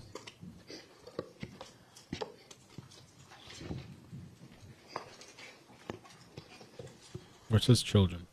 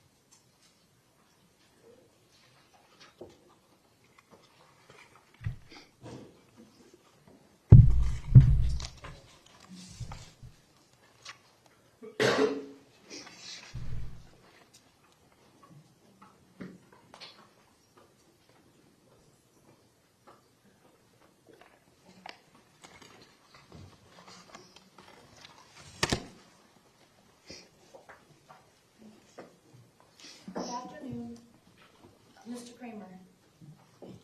We don't get called Mr. very often because you're young, but that's what we do in court. Please raise your right hand. Do you solemnly swear or affirm the testimony you're about to give is the truth, the whole truth, and nothing but the truth? Thank you, sir. You can put your hand down, and please state your full name and spell your last name for the record. Dylan Henry Kramer, Kraemer. Okay, Mr. Sachs, you may Thank you, Your begin. Honor. And Mr. Kramer, do you go to school? Yes, sir. And where do you go to school? University of Southern Florida in Tampa. Okay, could you lean forward so that the microphone can pick you up, okay? Thank you, sir. What year are you in? I'm a junior. And what course are you pursuing? I am a studio art major. Okay. I'd like to call your attention to when... One second. I don't think they can hear him. Can you turn his microphone off? I'm sorry? Can we move it closer to him? This one? We got all the names. Please, thank you. Okay. So, where did you go to school on Wednesday, February the 14th, 2018? Marjorie Stoneman Douglas. Okay. And what year were you in? A junior. Okay. I'd like to call your attention to the fourth period that day. Dylan, do you remember what class you had? Yes, sir. It was room 1214, Ms. Seamus's History of the Holocaust. Okay. And please tell us what you remember happening during fourth period. We were in the hallway. We were in the classroom. We finished up with our work. Out of nowhere, we heard a very, very loud sound, assumably gunshots. We all ran to the corner of the room. Some went to the room next to the door. The other half of the class went to diagonal the window. And we knocked down a file cabinet, tried to get behind it, get as many students behind it, and kind of just waited. And then I peered around the corner, and eventually the shooter started shooting through the window, and bullets were flying through. Ducking down, waiting about 20, 30 seconds, and then it stopped, kept going on. And then I looked over, and 2 people were dead, and multiple people were shot. Okay. And you said the bullets came through the window. Describe where this window was. The window was in the door into the classroom, right in the middle. Okay. And did you see anything through the window? Yes, sir. What did you see? I saw the shooter. What did he look like? Wearing a hat, glasses, a vest, and I could see his gun. And did you see the gun? Yes, sir. What did the gun look like? A large AR-15. Okay. So you said that 2 students were dead. Who were they? Nicholas Darrett and Helena Ramsey. Okay. And did you see anyone who else was wounded? Yes. Who was wounded? Sam Grady, Sam Fuentes, Isabel Checker. I can't remember. Multiple people. Okay. So tell us what happened after that. We waited. I called the police. I called my parents, or texted my parents. I checked Nick's pulse, and I waited for the police to show up. Eventually they came through, cleared us out, took out the wounded first, and then basically just told us to run out of the building. I'm sorry. Out of the building. And approximately how long did you wait before the police arrived? Maybe 15 to 20 minutes. Okay. And 2018? I want to show you State's Exhibit Mark E for identification, Mr. Kramer, and ask you if you could look at this drive for me. Yes, sir. And have you seen this before? I have. And did you watch what was on this video, this audio video? Mm-hmm. Did it accurately depict what you heard and saw on February the 14th, 2018? Definitely. Okay. Your Honor, I'd like to offer State's Exhibit E. Mr. Wheeler, are you handling this witness?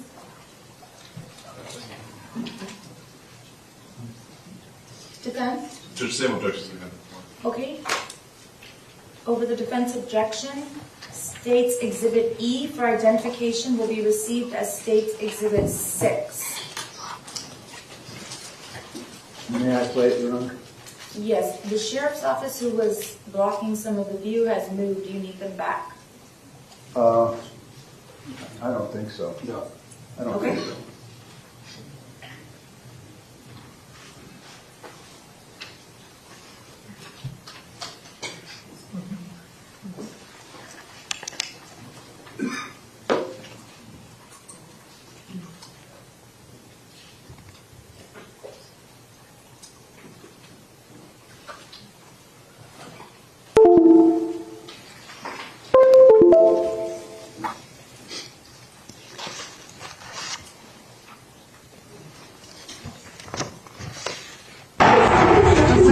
Did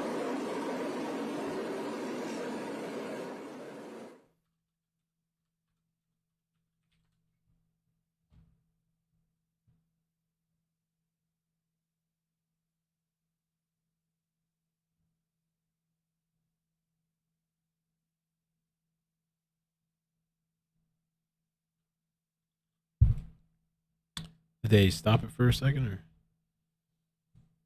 Yeah, I didn't know. Jesus. I'm gonna have to even somebody thank you for the heads up. Let's see. I don't know. I think she meant okay. Trying to keep up with some of the messages. But yeah, obviously trigger warning. It's in the title now. I put a little picture there and it's in the description too. Also, the email, if you're trying to contact me, it should be working soon. I made the payment on there. I think it's actually up now. So if you sent me something, I might have not got it because somebody on Facebook told me they were trying to email me. I didn't realize it was down. It's like an annual payment thing, so I had to update my payment on there.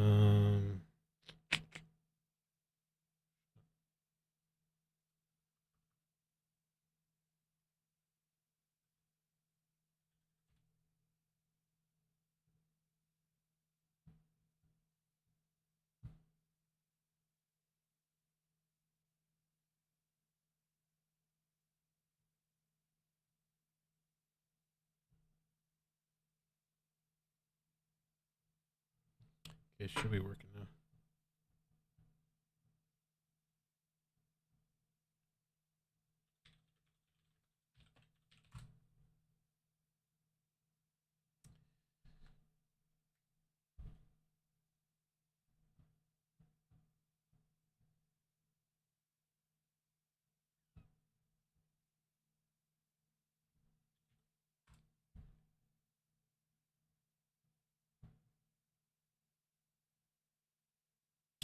Oh, thank you. They did that press conference too, so we can check it out later when things I'm sure they're probably gonna take another break for the day at some point before they end the day. A little test. Make sure my email's up.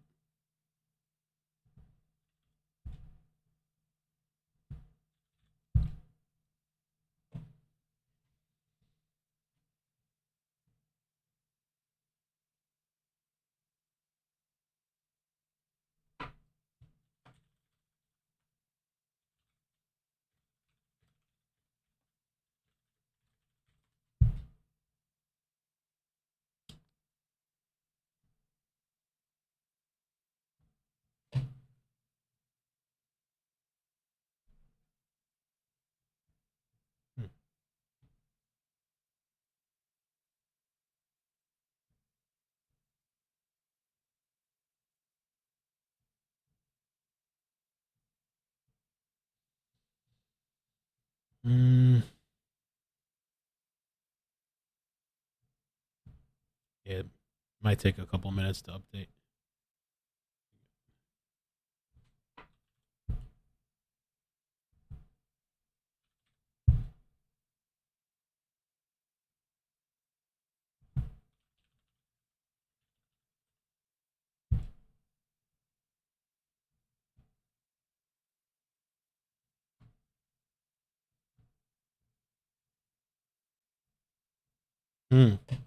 I got a text from a friend and it says, so I catch her live this time. I've never felt nauseous or legit cry during something like this. Knowing life can change so quickly is just crazy.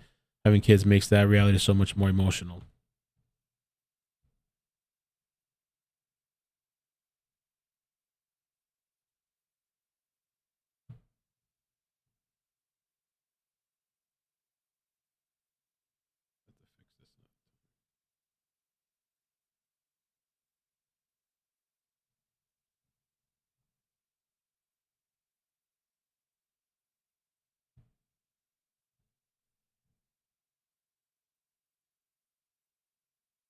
Oh, they're sidebarred. Okay.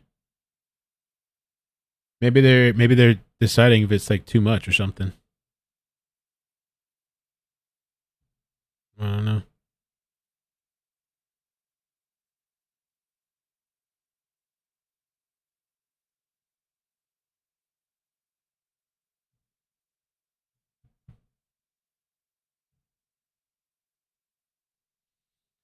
Let me check out the chat. Just kind of gathering myself a little bit. Oh, maybe they're listening. I don't know. Maybe they cut it off and decided to listen to it separate? Or is it just sidebarring? Yeah, it's true, boss. Boss Capri. I agree. Cruz should have to listen to that.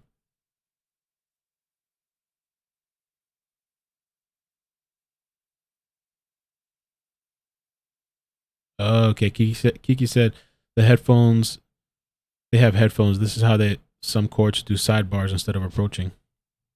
It's pretty smart, I guess.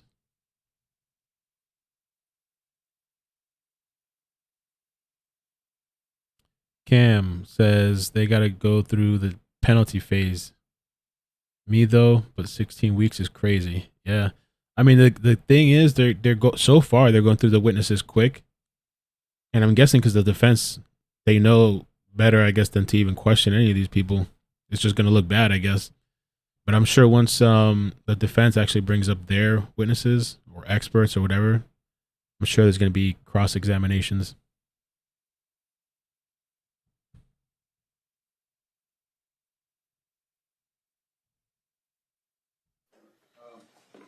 You're back. Can you see the diagram in front of you?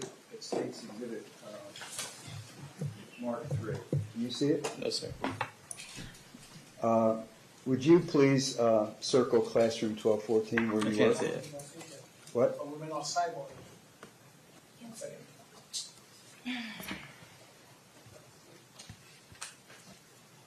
All right. Do you see it? Do you know how to do it? Probably. Should 1214? That's it. Okay. All right. Thank you, Mr. Kramer. Your Honor, I have no further questions. Thank you, Mr. Kramer. Defense, any questions? No, Your Honor, thank you. Okay, ladies and gentlemen, thank you very much. We're going to take a 15-minute recess at this time. Please do not discuss the case among yourselves, and we'll be back with you shortly.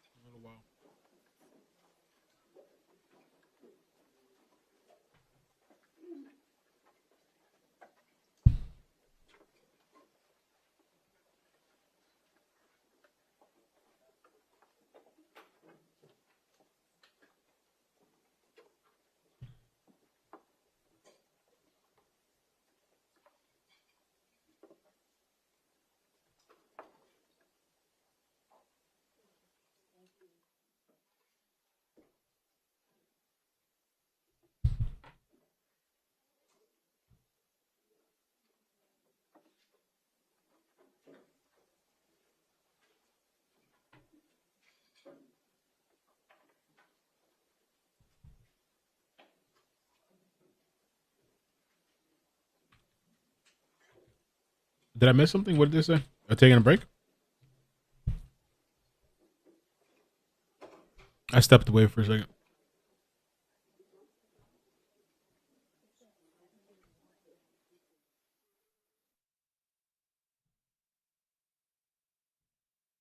Oh, they're taking another break or something? What did I miss? It's always the wrong time.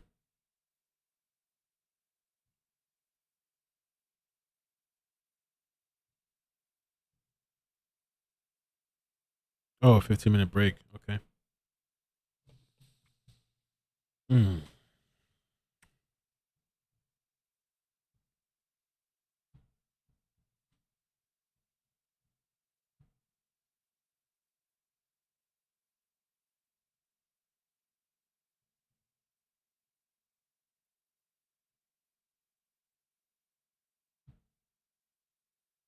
Okay.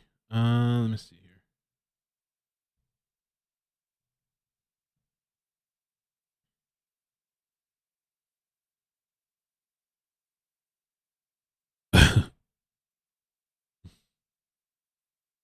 Somebody on Twitter, one of the mods pointed this out. Somebody on Twitter said the Nikolas Cruz trial has been more sidebar than the actual trial so far.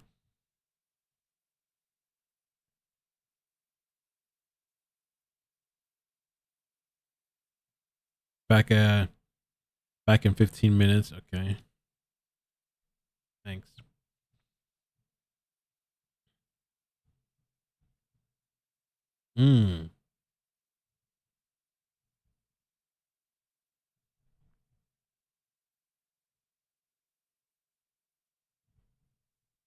Nicholas with his head down.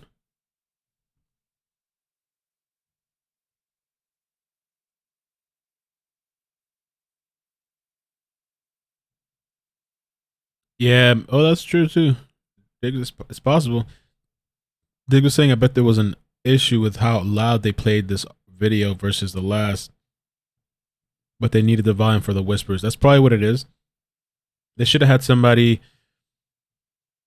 to go in there and like edit the sound levels, or at least there's like software I think that can modify the lows and highs, and maybe that would have been better. That's probably why they have it's really loud at some points and then super low.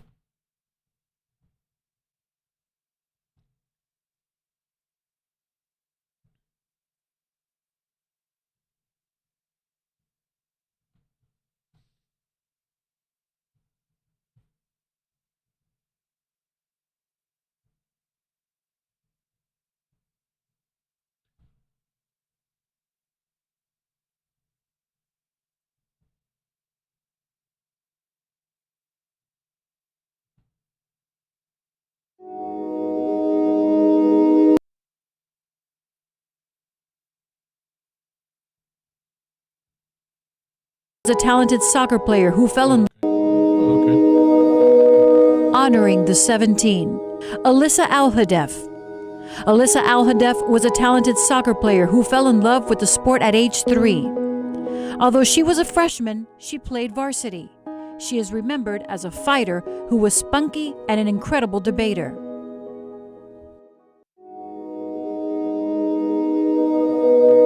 Honoring the 17. For most of his life, Scott Beagle loved camping. He served as a camp counselor, worked passionately as a geography teacher, and coached cross country. Scott is hailed a hero for protecting students during the massacre.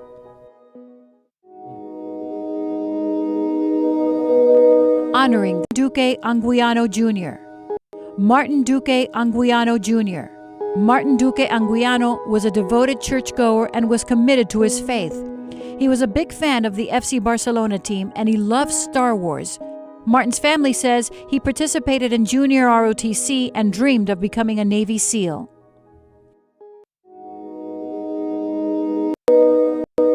Honoring the 17.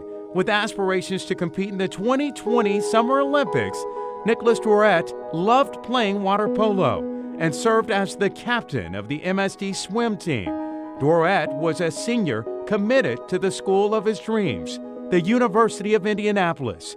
Nick enjoyed traveling and cherished visiting his family in Sweden.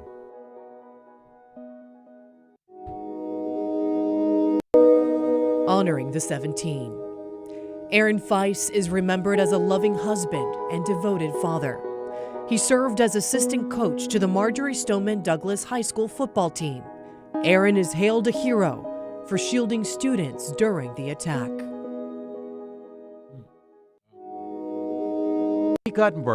Jamie Guttenberg was known for her love of dance. Her friends described Jamie as energetic and feisty. The 14-year-old wanted to become a pediatric physical therapist. Jamie volunteered with local organizations helping children with special needs. 17. Hailed a hero during the 17. Hailed a hero, Christopher Hickson was a Navy veteran who served as the athletic director at Marjorie Stoneman Douglas High School. He was a role model to many students and influenced young athletes. His family remembers him as passionate and adventurous. Friends and family describe Luke Hoyer as a great listener with a contagious smile. The 15-year-old loved to play basketball and he was known as Lukey Bear to his family. Luke was involved in DECA and posthumously received an honorary scholarship. Carol Loughran's family remembers her as fiercely loyal, diligent, and determined. She was a passionate member of the Best Buddies Club, and she loved Irish dancing. She and her family were very active in their church, where she volunteered to teach education classes. On the 17, as a dedicated Girl Scout, Gina Montalto loved volunteering and helping kids. Her family described Gina as selfless and compassionate. She loved competing with the MSD Color Guard, and she loved reading books.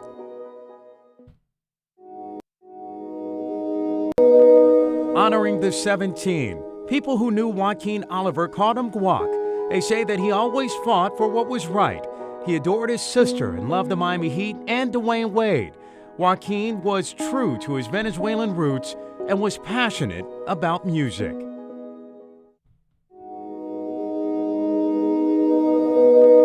Honoring the 17, Elena Joanne Petty. Elena Petty had a vivacious personality and loved Hispanic pop music, including bachata. She was a member of the Church of Jesus Christ of Latter-day Saints and loved to serve the community. Elena excelled in her ROTC program, achieving cadet. Shelly, what's up? How you doing? Shelly says Scott Peterson, the school officer, hit for 45 minutes. He was later charged. Yeah, you should look into that too. On if there's another break, or I could find a clip probably. Scott Peterson. I remember hearing about that. Of the month. Into the Uvalde crap. Honoring the 17. Meadow Pollack was remembered as loving and intelligent.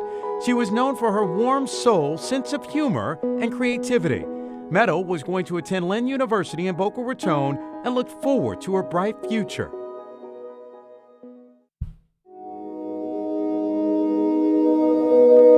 Helena Fraser Ramsey, honoring the 17. With her sharp wit and intelligence, Helena Ramsey was passionate about global and environmental issues. She dreamed of traveling the world and had a special interest in Korean culture.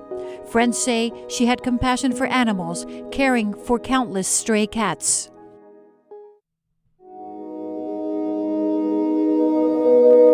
Honoring the 17. Alex Schachter was close to his siblings, a lover of cars and music. The 14-year-old performed in the Marjorie Stoneman Douglas Eagle Regiment Marching Band. He was a natural athlete and loved playing recreational sports at Pine Trails Park.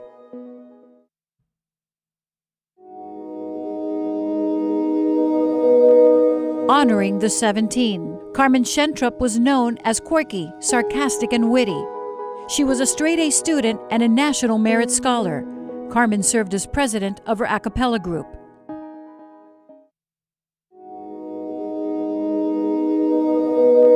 Honoring the 17. With bravery and selflessness, Peter Wong embodied the values of the JROTC. The 15-year-old held the door for his classmates so they could escape.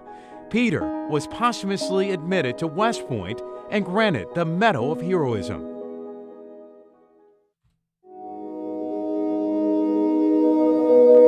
Honoring the 17. Alyssa Al-Hadef. Alyssa Al-Hadef was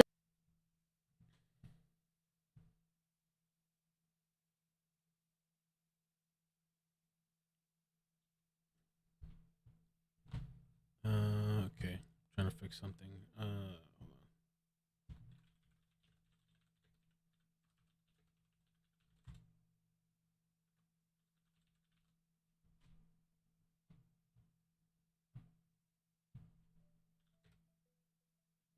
All right, give me 1 second.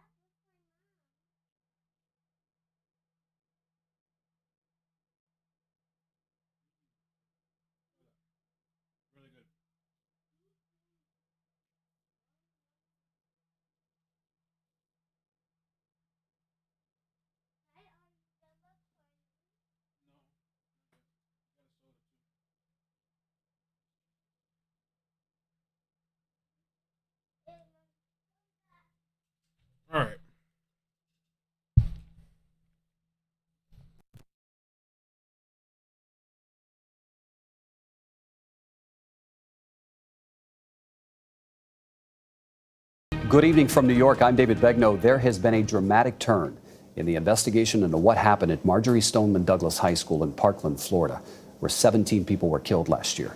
The man whose job it was to keep students safe was arrested today. Surveillance tape shows the school resource officer never entered the building as bullets flew.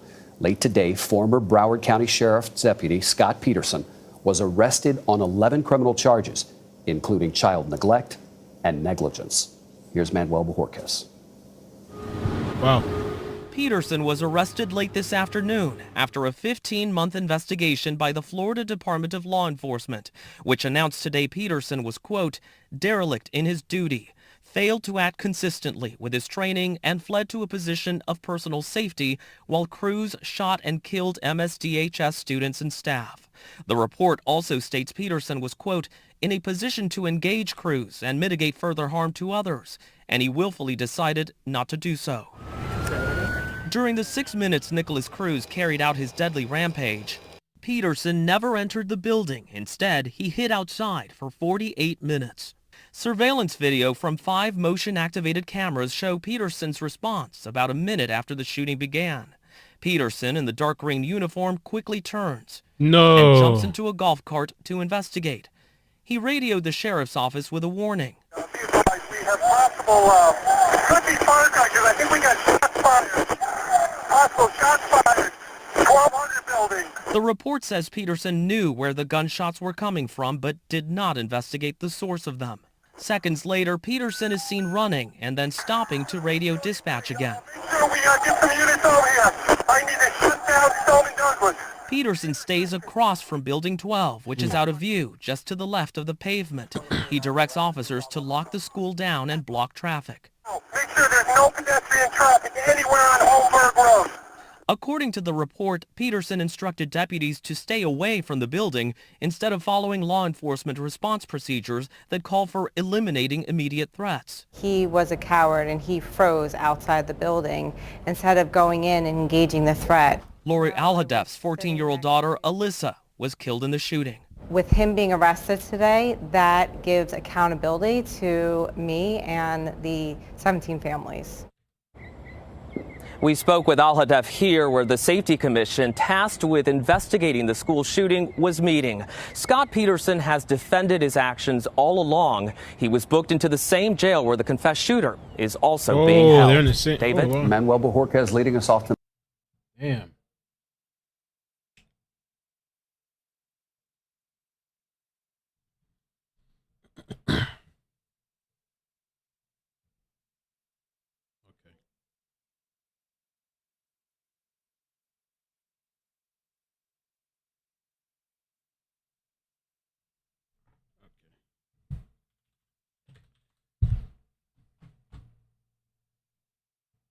All right, so they're on a 15-minute break. I was getting my daughter settled too. I ordered some for her to eat. I want to see if there's any more in this guy, Scott Peterson.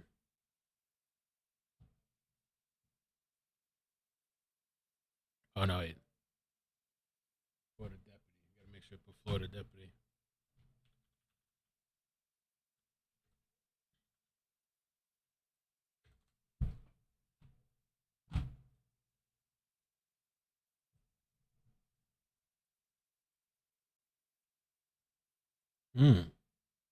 Let's take a look at this one. Let's take a look. Now to more of our exclusive interview with Scott Peterson, the armed resource officer on duty during the Parkland school shooting. On Tuesday, he shared his moment-by-moment account of what happened that day. Well, today we pick up the story when he found out he was being forced to resign and later would be accused of being a coward. It was surreal. It was like I didn't know what was going on. It was a shock to me. They never said, hey, explain your actions here. We have a few questions. No, nothing. Because I know I didn't violate any policy or procedure. I've been with the agency 32 years. I know the policies. I know the procedures. I communicated right on that scene. I did everything that I felt at the time was appropriate. You cannot violate policy and procedures and still Thank you, Heffa. not get it right. Right. You're absolutely right. Is that what happened here? Exactly. Exactly. I mean, like I said, Savannah, this will haunt me the rest of my life. It will. Because my kid, those were my kids. So, and that's why it hurts the way it does. 8 days after the Parkland shooting, it would be Scott Peterson's last day as a police officer, but he didn't know why until this. And he never went in. The captain was driving me home, and my phone started, going off saying that, Sheriff Israel is basically, ripping you apart. People started to text me. What matters is that when we in law enforcement arrive at an active shooter, we go in and address the target. And that's what should have been done. He said you did nothing when you clearly knew there was a shooter inside. He said you clearly knew based on what he had seen. It's not true. It's untrue. Joe DeRuzo is Scott Peterson's attorney. I don't think a crime scene that's that big, with that many witnesses, with that many people injured, that you could have completed a full investigation within 8 days. I don't think it's possible. He waited and he didn't want to go into the school. Trump spoke on this? Oh, I didn't even know Trump spoke on this. Oh boy, here go the chat now. Wade in. Did you hear what he said? Oh, Trump. Part of it. And, President Trump, the only thing I can think is he went on the false narrative of Sheriff Scott Israel. But you know what? We are living in a free country. I mean, it just hurts, That's the commander-in-chief. That's the president. It's tough. I have 2 kids in the military. Damn, he was the president. My boys. This man standing outside of the school the other day doesn't love the children. The president said. Yo, what can we watch this? I want to see these. The school resource officer doesn't love the kids. Hold on, let me see. That's what he said. Hold on. Now we got to find this stuff. He doesn't know. He wasn't there. It's easy to make comments and say things. In Washington, D.C., you weren't there. You didn't know what I believed and what I assessed and what I heard those first few minutes on that scene. I think it was just easy for them to make me, the punching bag. This is one of the worst things that's ever happened. One of the worst school shootings. And you're getting blamed for not stopping it. If I knew everything, I would have been in there and engaging that shooter. And you know what? Hopefully I would have shot him. He might have shot me. I don't know the what ifs, but it's been hard. I mean, but it's nothing compared to what these families went through. They lost their kids, and kids were killed and injured. They lost them. I'm alive. I mean, going through what I went through, it's horrifying because as a police officer, if you're a coward, that's the worst label you could have as a police officer. And it's it's not true. Since the shooting, Peterson says he's been leaning on his faith and his family, a fiance and 4 grown children. What have your kids said to you? They're all adults, but they support me. Oh, I was going to say, I thought the kids called him out too. I was going to say, oh, damn. I told them everything would happen, and they support me. When we first started talking, you said, in a way, you wish you could have opportunity to talk to the families. Mm-hmm. In a way, I guess this is sort of that opportunity. It is. What would you want to say to them? I'm sorry. I'm sorry that I didn't. I'm sorry that I didn't know where he was. Or it was one person. I didn't know who it was or where they were initially. And it's tough. It's tough. And knowing what I know now, it makes it even tougher. Because I know about active shooters. It's not like I have no knowledge, like what can happen. It's just I didn't believe when I first got there that that's what was going on. And like I said, it's going to haunt me the rest of my life. What's he going to do now? What's the rest of his life going to look like? Well, I think he's not sure. He still lives in the area, but he told me, it's hard to be there because he goes out to dinner or something and wonders if people are looking at him and saying that's him. He will collect his pension, which got a lot of headlines, but it went through the process and the sheriff's office had no reason to deny him his pension. He was a police officer for 31 years in good standing, and so I think he's going to try to put the pieces together, but as he said to me repeatedly, it's something that he will carry with him for the rest of his life. And I should mention he also faces a wrongful death lawsuit over his role in the events that day from one of the parents. And see the Trump thing, and then let's see this. Well, President Trump has harsh words for the Florida deputy who stayed outside while students were being massacred inside Stoneman Douglas High School. Yeah, the Broward County Sheriff says Deputy Scott Peterson stayed outside of Building 12 on the west side for about 4 minutes. The shooting lasted about 6 minutes. Peterson was suspended without pay and then resigned. Oh, so it was like 4 minutes. I was thinking it was as bad as like this Uvalde thing, where these people, was like 40 of them just chilling there for like, how long these guys were sitting there for, like an hour and a half, just while kids are getting shot and gunned down. I don't know the exact time frame, but it felt like that when I was looking at it. I was like, God damn. I was actually going to do a stream on that one day. I think over the weekend, I was like, oh, it might be interesting to see these people do nothing, but I decided not to. President Trump commented today from outside the White House. That's a case where somebody was outside, they're trained, they didn't react properly under pressure, or they were cowards. And teachers and students were allowed back into their classrooms today for the first time since the shooting. The high school plans to resume class. That's crazy. Well, I guess these people took the pressure off of this guy. The 40 people out there standing completely there. and totally disgusted. Shock and anger after this stunning admission from the sheriff's department yesterday. What I saw was a deputy 187, arrive 70 minutes at the west side of Building 12. I think it was. Take up a position. I heard 70. I thought, no.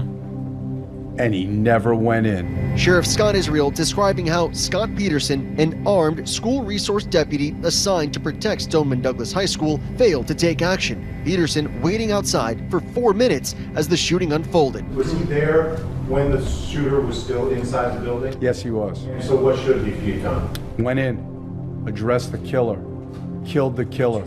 Cops know it's their responsibility to go in there, because we all know that in an active shooter situation, in the first couple of seconds, that's when most of the death occurs. I'm Scott Peterson. I've been a police officer for 30 years. The deputy in question, 54-year-old Scott Peterson, had worked at the school for 8 years. Had you had any interaction with Scott Peterson?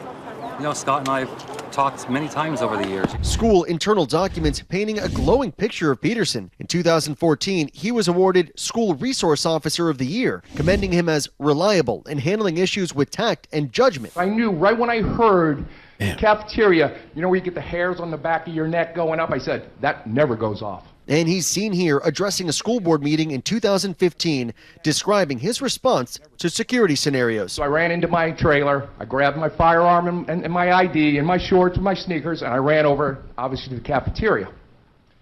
As I got to the cafeteria, sure enough, there were 4 males inside the cafeteria. They see me, they saw me peeking through the glass, they obviously fled. I chased them. I'm getting older, but I started chasing them. Peterson caught those teens, but officials say on Valentine's Day, he did nothing. You don't think about at school this stuff happening, but when it does, I feel like you need to be able to act on that and, act as a police officer. Facing suspension, Peterson opted to resign and retire. But the local union tonight told ABC News that Peterson did do a good job in calling the exact location and getting units out there, adding if first responders don't go into active shooting situations, they have failed. It has to be something that you have to understand. You can't run away from the danger. The response to Peterson's lack of action has been swift. To hear that he didn't go into school, it's just, that's your job, that's what you signed up for. You signed up to protect our school. Were you surprised? Shocked that someone trained with a gun. I don't know all the ins and outs of the story, but if all of that is actually true, no way. That's beyond comprehensible. Even the president weighing in. Deputy Sheriff Peterson, I guess his name is, he certainly did a poor job. But that's a case where somebody was outside, they're trained, they didn't react properly under pressure, or they were cowards. A week and a half after the tragedy that claimed the lives of 17 students and teachers, Peterson's inaction just the latest in a string of mistakes and missed red flags coming sharply into focus. The FBI admitting last week that it failed to act on a tip, an anonymous female tipster telling the FBI that Cruz was going to explode. This is what we talked about, I think, in the first stream, that the FBI had a warning and everything. I think BL shared that. The tipster describing Cruz as a violent child who killed animals, posted about firearms and ISIS. She eventually even tells the FBI she worries about him getting into a school and just shooting the place up. And we keep hearing every day about something new that was missed or something new that should have been done based on information that was reported to law enforcement. But this was just one of dozens of concerns flagged to authorities. Since 2008, the Broward Sheriff's Office was involved in 23 type calls involving the killer in some way, shape, or form, or his brother. According to the Sheriff's Department, none of these incidents were arrestable under Florida law, but 2 calls are still under review. 911 emergency, how can I help you? Yeah, there was a fight in my house. There's a kid and my son. I'm punching him, and now he left the house, but I need somebody here because I'm afraid he comes back and he has a lot of weapons.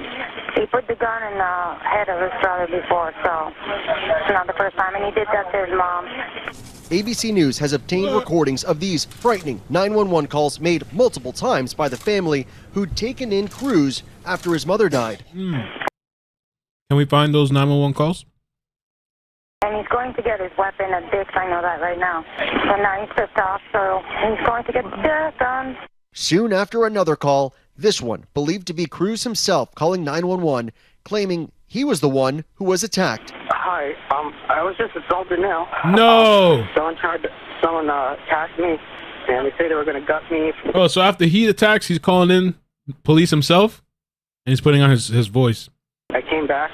The caller then indicating he was distraught about the recent death of his mother. The thing is, I lost my mother a couple weeks ago, so I'm dealing with a bunch of mistakes right now. All this in addition to reports from classmates who say they also told school officials about their concerns over and over. He talked about killing our parents, our friends, boyfriends, and girlfriends. Ariana Lopez says she noticed disturbing signs from Cruz from time to time. He used to sell knives out of his lunchbox, which I thought was insane because you can't have knives. This is a school. And he's like, hey guys, want some knives? And then there were those haunting social media posts. He posted pictures of 15 or more firearms just on his bed. Like this was normal. You could even see a hamper in the background. That's how how ordinary this was to him. So many questions still unanswered, and as authorities acknowledge mistake after heartbreaking mistake. This person was not stopped from legally purchasing a weapon, was not arrested, was not detained, and was never forced to turn in his weapons. In a surprise, Florida's governor announcing his proposal for new gun control regulations. We will require all individuals purchasing firearms to be 21 or older. The governor also proposed banning the sale and purchase of bump stocks, preventing the mentally ill from buying a gun, and requiring a law enforcement officer to be present in every public school. Change is coming, and it will come fast. This is a time when I believe we must all come together and even cross party lines. The governor's proposal, a rare break with the president, who instead believes that specially trained educators are the best solution to end school shootings. I'd rather have somebody that loves their students and wants to protect their students than somebody standing outside that doesn't know anybody and doesn't know the students. And a teacher would have shot the hell out of him before he knew what happened. A few hours later, he doubled down. A security guard doesn't know the children, doesn't love the children. The teachers love their children. They love their want to put pupils. the They love teachers their students. The fact is, on the teachers, if you the give a pastors. teacher a gun that they are allowed to take into class, you have a host of issues. Does that teacher know when they would be allowed to even pull the gun out and point the gun to somebody? Are we prepared to have a teacher go through the same tactical training and potentially make mistakes similar to law enforcement officers? Do you want to have a gun yourself in that classroom? No, it's not a good idea at all. I'm trained to teach. I'm not trained to go in with the gun. I've got 36 years. They mandate guns. I'm out of here. That means it's too unsafe. For Nightline, I'm Victor Okendo in Parkland, Florida. What y'all think? Teachers with guns or what? Hi, everyone. George Stephanopoulos here. Let me pull up this other one too. This was interesting that they sent me. And they've been gone for an extended period of time, right? Did they take another lunch break? Are they having technical difficulties? Yeah, they're supposed to be back at 3:30.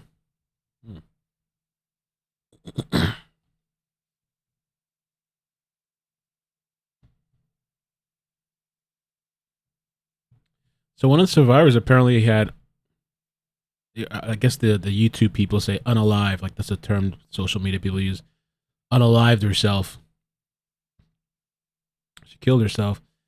On the day the gunman opened fire at Marjorie Stoneman Douglas High School, Sydney Aiello escaped with her life. However, the grief of losing 17 of her classmates and teachers, as well as The long-lasting effects of enduring such traumatic event weighed on her heavily in this weekend at the age of 19.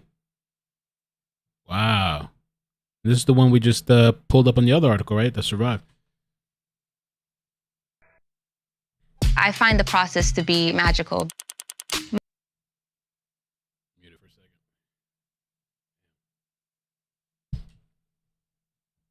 They've been gone for a while.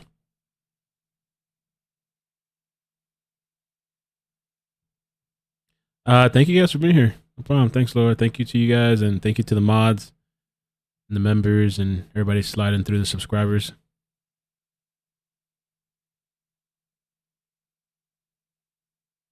The Marjorie Stoneman Douglas High School community is mourning another loss.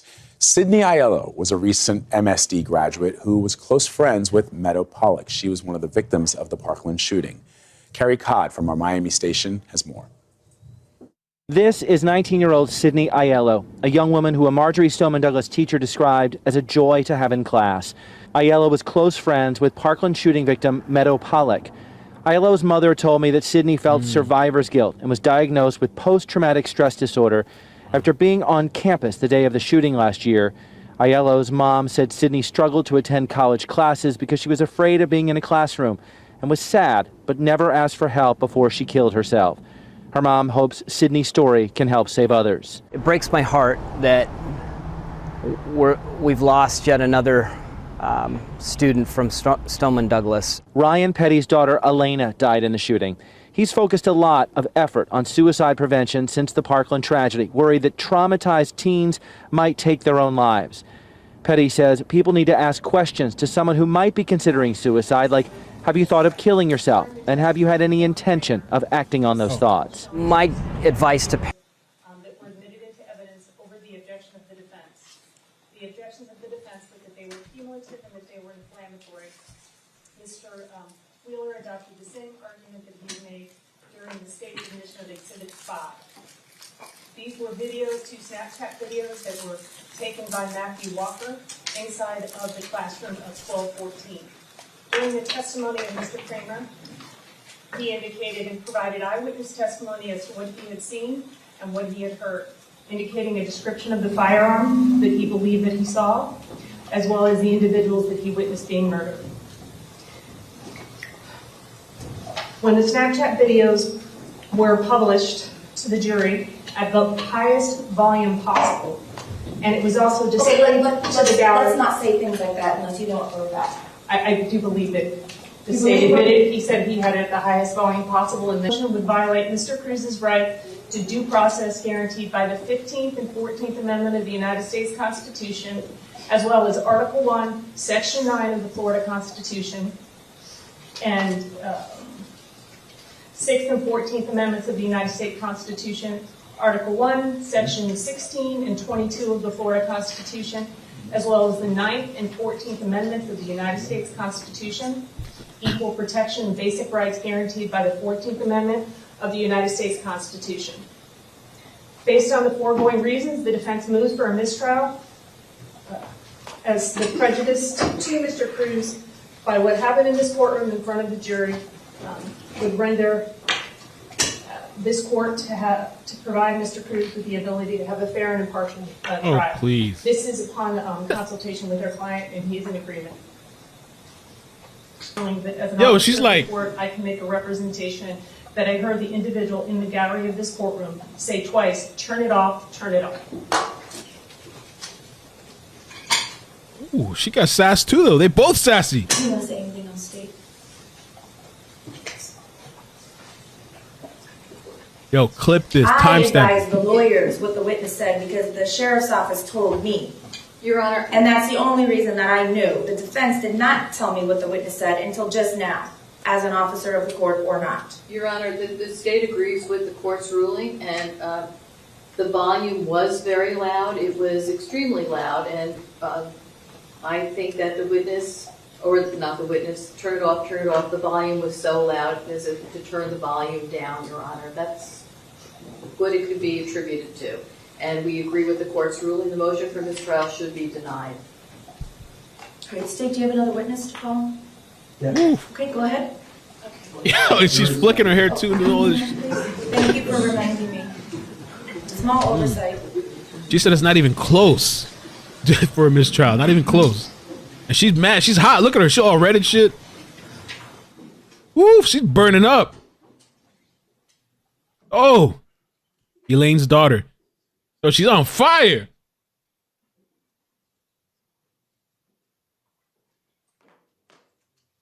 Now we got a whole nother 2 hours of fucking just nothingness, waiting and shit. Sidebarring shit. So I think it's actually 1 more hour till it's over. Yo, this is for the clips, bruh. I didn't think, wow.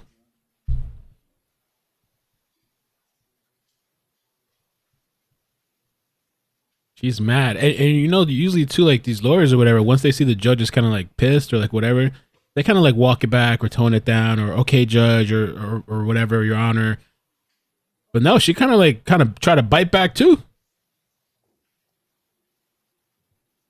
So I didn't know that's what happened. I guess it makes sense because the thing was super loud. Boom, boom, boom, boom, boom. And then all of a sudden it just cuts out. I guess they put the white noise thing. And then maybe somebody had said, stop it, stop playing the, you know. And so I guess I understand maybe that person can't be in the courtroom, but like a mistrial? No. That shit was loud as hell. You guys should thank God that I have a limiter. I set up a limiter. So the volume can't go over a certain thing, but even like that, it's still loud as hell. Some of these speakers would have been blown out. It'll be good for the appeal process. You think they could get an appeal based on that?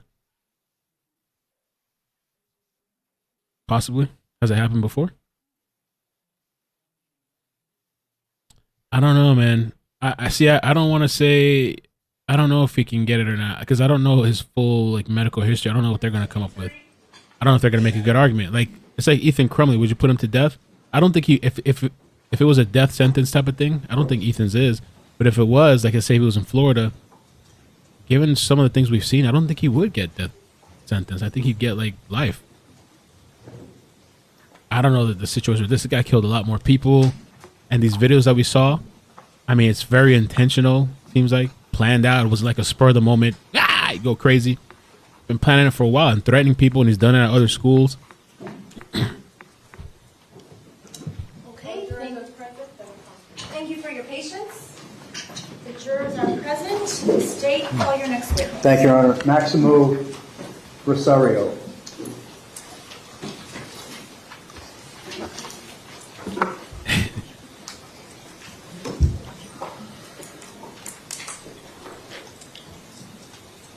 The judge is not playing, you know. Look at that. Oof.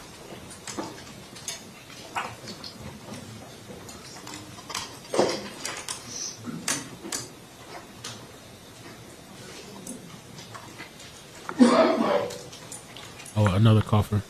Reminds me of the other trial. Well, it's just one time right now. Or it's going to be the whole trial. Good afternoon, sir. Please raise your right hand. Do you solemnly swear or affirm the testimony you're about to give is the truth, the whole truth, and nothing but the truth? I do. Thank you, sir. You can put your hand down and be seated. And when you're seated, please state your full name and spell your last name for the record. My name is Maximo A. Rosario. Last name is R-O-S-A-R-I-O. And Mr. Rosario, what do you do for a living? I currently work for the Broward County School Board. And what do you do for the Broward County School Board? I'm the current director of classroom technology. Okay. And how long have you had that position? 4 years. Are you familiar with Marjorie Stoneman Douglas High School? I am. And how are you familiar with it? I was assistant principal there for 10 years. How long were you an assistant principal? 10 years. Over 10 years? Over 10 years. Okay. When did you start as an assistant principal? I was appointed in December of 2007. Okay.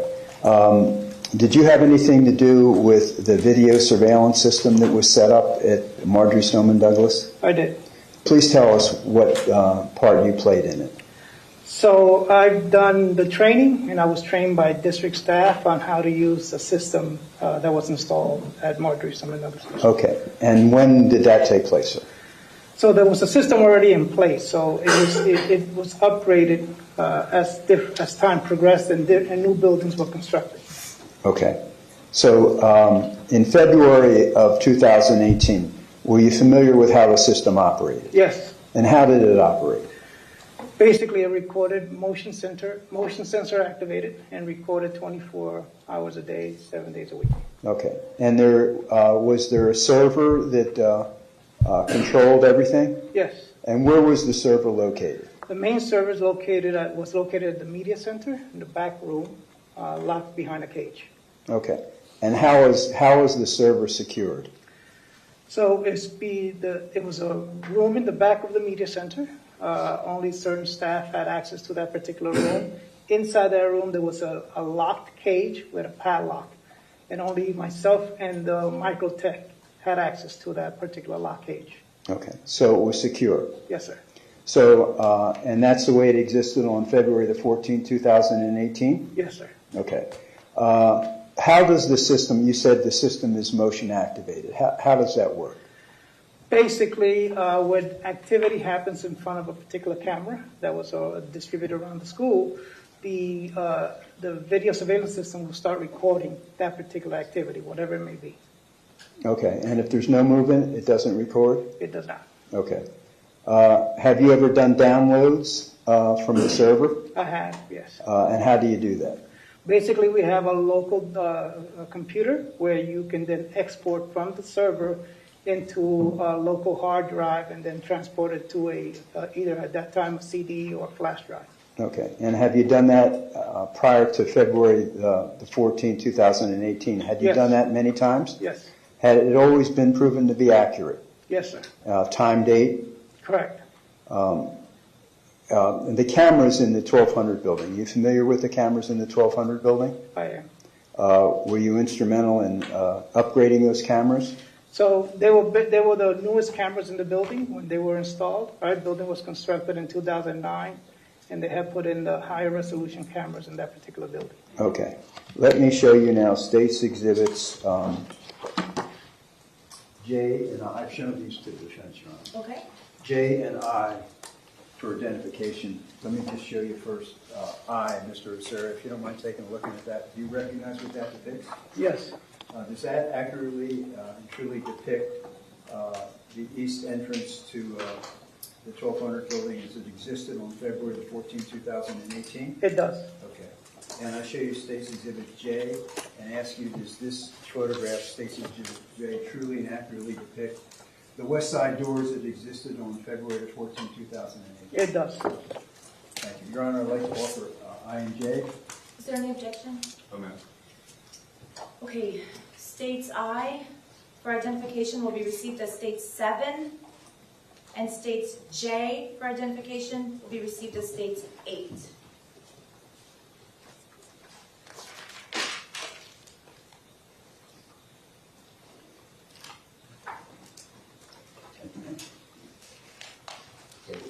I'm going to show you first, Mr. Rosero, State's Exhibit 7.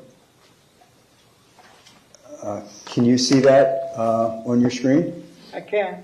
And what does this depict? That is the east side of the 1200 building. Okay. And there's two double doors I see there, right? Correct. Where do they lead to? Those lead straight into the corridor where the classrooms are. Okay. On the first floor, obviously. That's correct. Okay. Yes. And how about the door to my right of it? So that door goes right into the staircase. Okay. And I'll show you State's Exhibit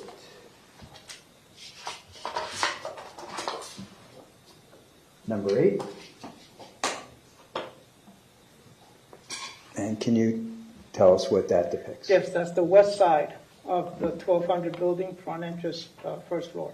Okay, and those double doors, where do they lead to? They lead to the main hallway where the classrooms are opposite of the other. Okay, on the first floor, obviously. On the first floor, yes. And how about the door to the right of that? The door to the right leads straight into the staircase. Okay. Now I want to show you State's Exhibits K, L, and M. Mr. Osura, if you'd be good enough to take a look at these exhibits.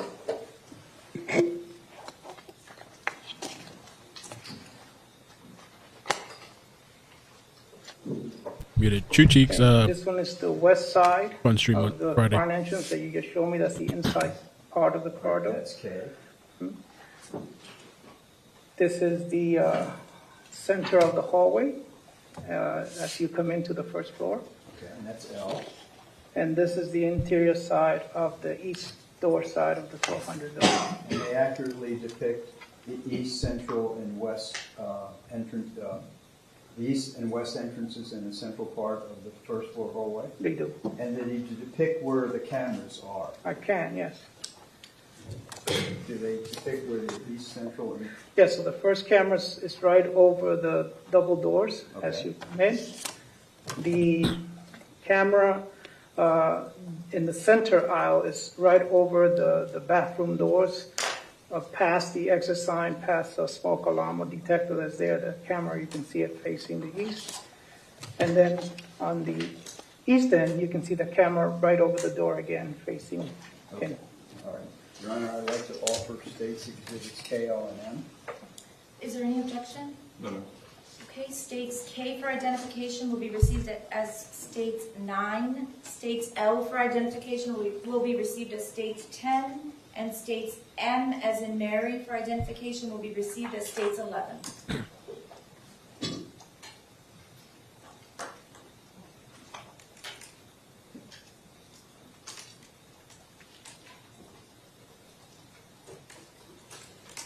Thank you, ma'am.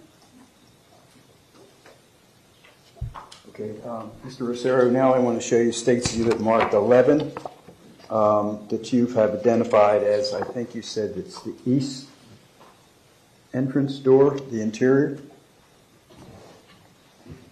That's correct. Okay. All right. Is that what that is? Yes, sir. All right, could you, do you know how to use, I say do you know how to use because I don't. Do you know how to use the, where you can circle it with, that's it, okay. What is that? That is the camera pointing west in the first floor. And it's facing west? Yes, sir. Focusing west, okay. And that's States Exhibit 11. I'm going to show you States Exhibit 10. She pissed. She's still pissed. The attorney. So that is the center view, and the camera is located. Oh, you moved it. Oh, I'm sorry. Oh. Okay, so camera's right there. Okay. The bathroom. All right. Facing east. Okay. And showing you west or east? Looks like it's facing east. Okay. And here's States Exhibit 9.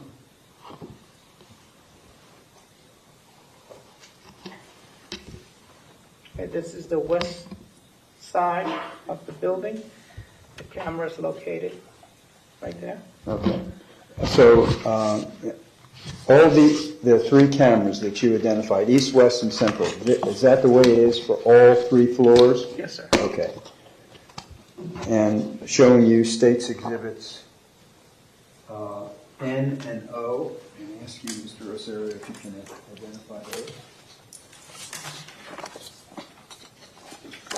So these are staircases. I couldn't tell you which one is east or west, but these are the first landing and the second landing. They were both identical, both on the east and the west side of the staircases. And they show where the cameras are? They do. Okay. And does it accurately depict where the cameras were, whether it's east stairwell or west stairwell as it existed on February the 14th, 2000? It does, yes. Your Honor, I'd like to offer States Exhibits O and N. Is there any objection? Did you say no? No objection. Okay, thank you. States N, as in Nancy, for identification will be received as states 12, and states O for identification will be received as states 13.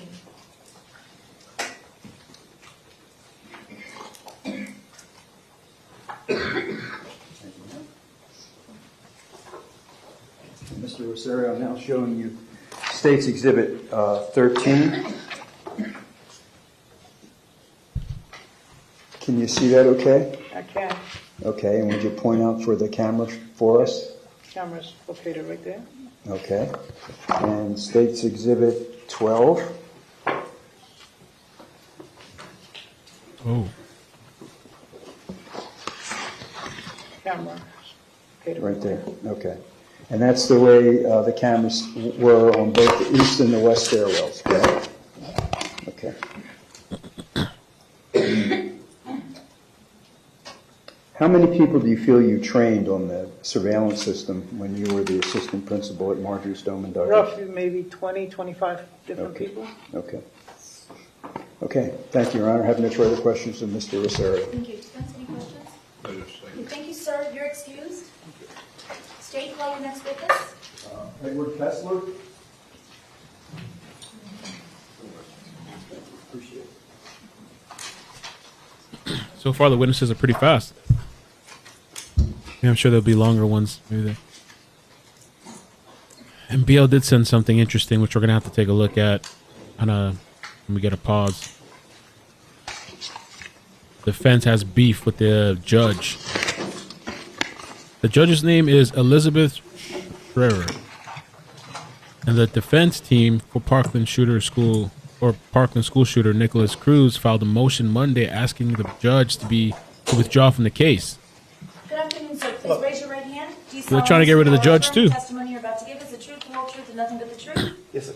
Thank you, sir. You can put your hand down and be seated. And when you're seated, please state your full name and spell your last name for the record. James Edward Kessler, Kessler.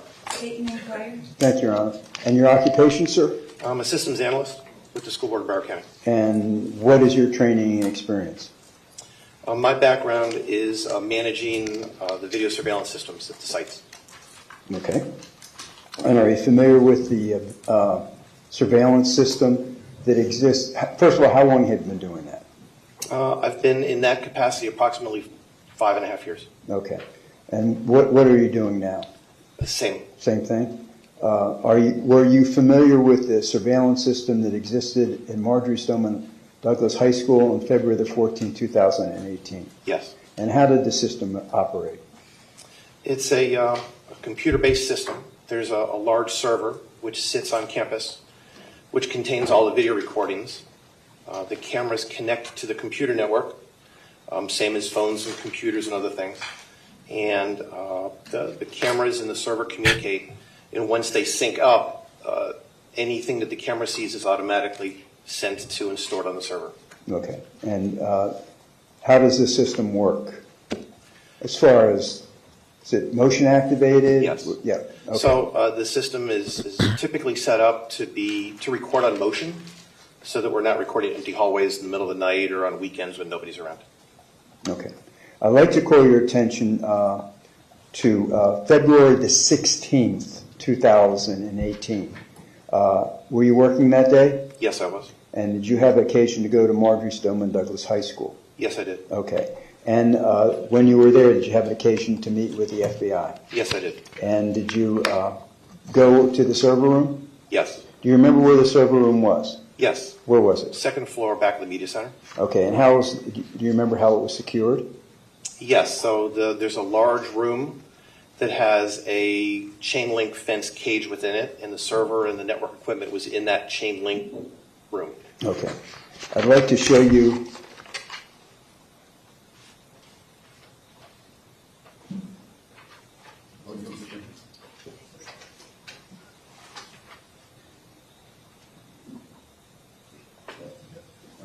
I want to show you State's Exhibit marked P for identification, Mr. Kessler. Can you identify that? This is a property pass that I and the FBI signed when they took possession of the server. Okay. And tell us how that transaction occurred.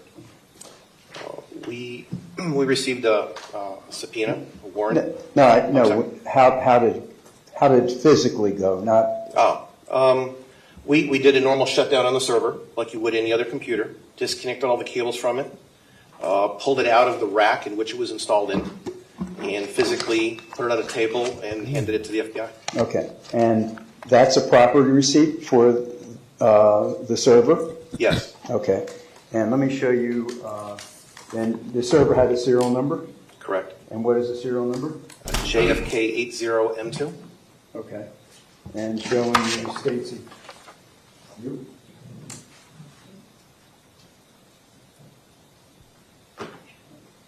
States exhibits Q, S, and R.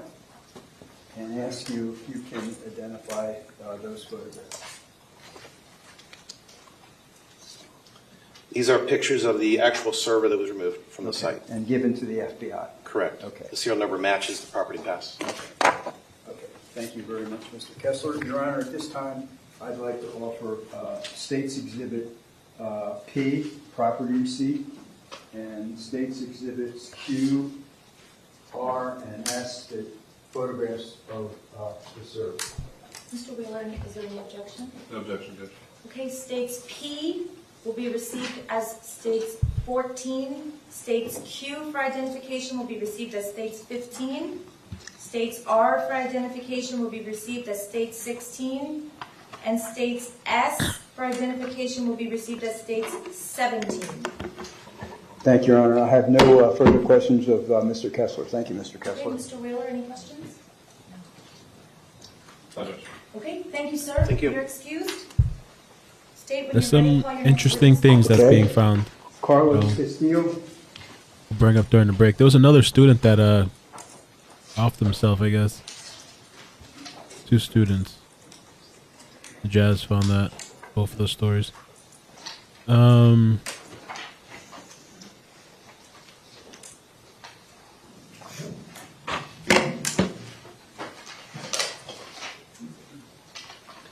Damn. Diggs says that he was already kicked out of 3 public daycares at the age of 3. Wait, no, sorry. He was kicked out of public daycares at the age of 3. I don't know how many, but at the age of 3. So I'll try to pull it up once we take a little. Good afternoon, sir. Please raise your right hand. Do you solemnly swear or affirm the testimony you're about to give is the truth, the whole truth, and nothing but the truth? Thank you, sir. You can put your hand down and be seated. And when you're seated, please state your full name and spell your last name for the record. Carlos M. Costello. Costello is Castello. And what's your occupation? I am retired. I know. When did you retire? I retired at the end of 2019. Prior to that, I was employed as a special agent with the Federal Bureau of Investigation. Okay. And how long had you been a special agent with the FBI? Approximately 31 and a half years. Okay. I'd like to call your attention to February the 16th, 2018. Do you remember that date? Yes, I do. And did you have an occasion to respond to a certain location? I did. And where did you respond to? I responded to the Marjorie Stoneman Douglas High School in Parkland. Okay. And did you obtain anything when you went to Marjorie Stoneman Douglas High School? I was sent there to take custody of the video server at the school. Okay. And I'd like to show you State's Exhibit Mark 14 that has been identified as a property receipt for a server. Do you recognize that? Yes, sir. This is the property receipt I filled out for receipt of the school video server. Okay. And did you sign it? And that, yes, sir. My name, my signature on there. And has a serial number? It does have the serial number for the server, yes. Okay. And now I show you State's Exhibits marks 15, 16, and 17 that have been identified as the server. Do you recognize those photographs? All right. This first photograph shows the 1B1 item number, which is the item number for the server. JFK80M2 is the serial number for the server. That's the second photograph. And then the last photograph is sort of the back of the server. It shows it's a PowerEdge R530 server, which is consistent with the server that was seized. Okay. So the FBI took custody of the server. That's correct. And where did you all take it to? It was eventually taken over to the federal building over in Miramar, Florida. And the who? FBI building. Sorry. Yes. No, I'm sorry. Go ahead. No, I interrupted you. No, we took the server was taken by one of the other examiners to the FBI building in Miramar, Florida. And who was that? That was Gaston Nieves. Okay. And he was with you when you collected the server, correct? That's correct. Yes. Okay. Thank you, Mr. Castillo. Appreciate it. No further questions, Your Honor. No questions. Thank you, sir. You're excused. Thank you. Thank you. There's a couple of things pretty interesting that we're gonna have to look into. You got the person that offed himself, the second person.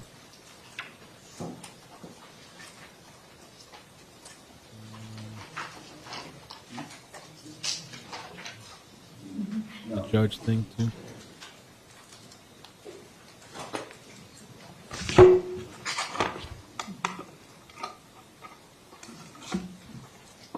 Man, at the age of 3, he was kicked out of daycare. I mean, that happens sometimes. Some of those kids are wild. I've seen them.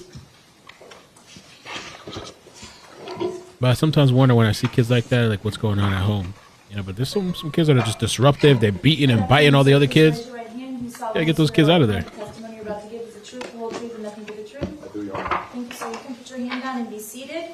And when you're seated, please state your full name and spell your last name for the record. Gaston Nieves, Nieves. May inquire, state. Thank you, Your Honor. Mr. Nieves, what do you do for a living? I'm a digital forensic examiner for the Federal Bureau of Investigation. And how long have you been doing that? I've been a forensic examiner for 18 years now. Okay. And what is your training? I have a bachelor's degree from Florida International University in Management Information Systems. I also have a master's degree from Florida International University as well in Management Information Systems. I'm certified by the FBI to do forensics on Windows machines, Macintosh machines, cell phones, Linux and Unix systems. I also have certifications that are from the SANS Institute, which is like an independent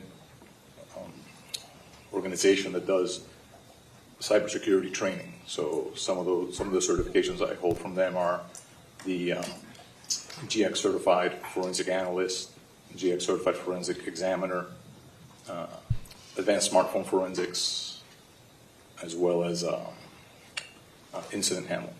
Okay. And you indicated that your title is Senior Forensic Examiner? That's correct, sir. Okay. And do you handle digital forensics? Yes, sir. What is digital forensics? Digital forensics involves collecting, preserving, and analyzing and extracting digital evidence, meaning anything that could come from a digital device. It could be a laptop, it could be a server, it could be a desktop computer, a cell phone, an external hard drive, a thumb drive, cameras. So anything that stores information in a digital format, we're tasked with analyzing those sort of items and extracting data in order to assist with the cases. Okay. And the process that you just described, how many times have you done that in your career? I've done probably over 1,000 examinations. Okay. Mr. Nieves, I'd like to call your attention to Friday, February the 16th, 2018. Did you have an occasion to respond to a certain location? Yes. And where did you respond to? I was asked to respond to Marjorie Stoneman Douglas in reference to providing assistance with a search warrant to collect the video surveillance system from the high school. Okay. And who were you with? I was with Special Agent Carlos Costello. Okay.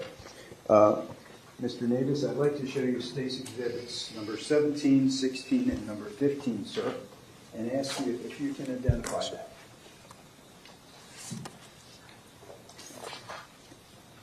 Yes, these are pictures of the server that was collected on that date. Okay, and when you collected the server, Mr. Nieves, what did you do? I was assisted by Mr. Kessler, and one of the things that we did before seizing the server was changing the passwords on the server so that we would be able to access the system in an easier fashion after we would have seized it. And he escorted us to the library, and within the library they had the data center. And within the data center there was a cage that had all the different servers.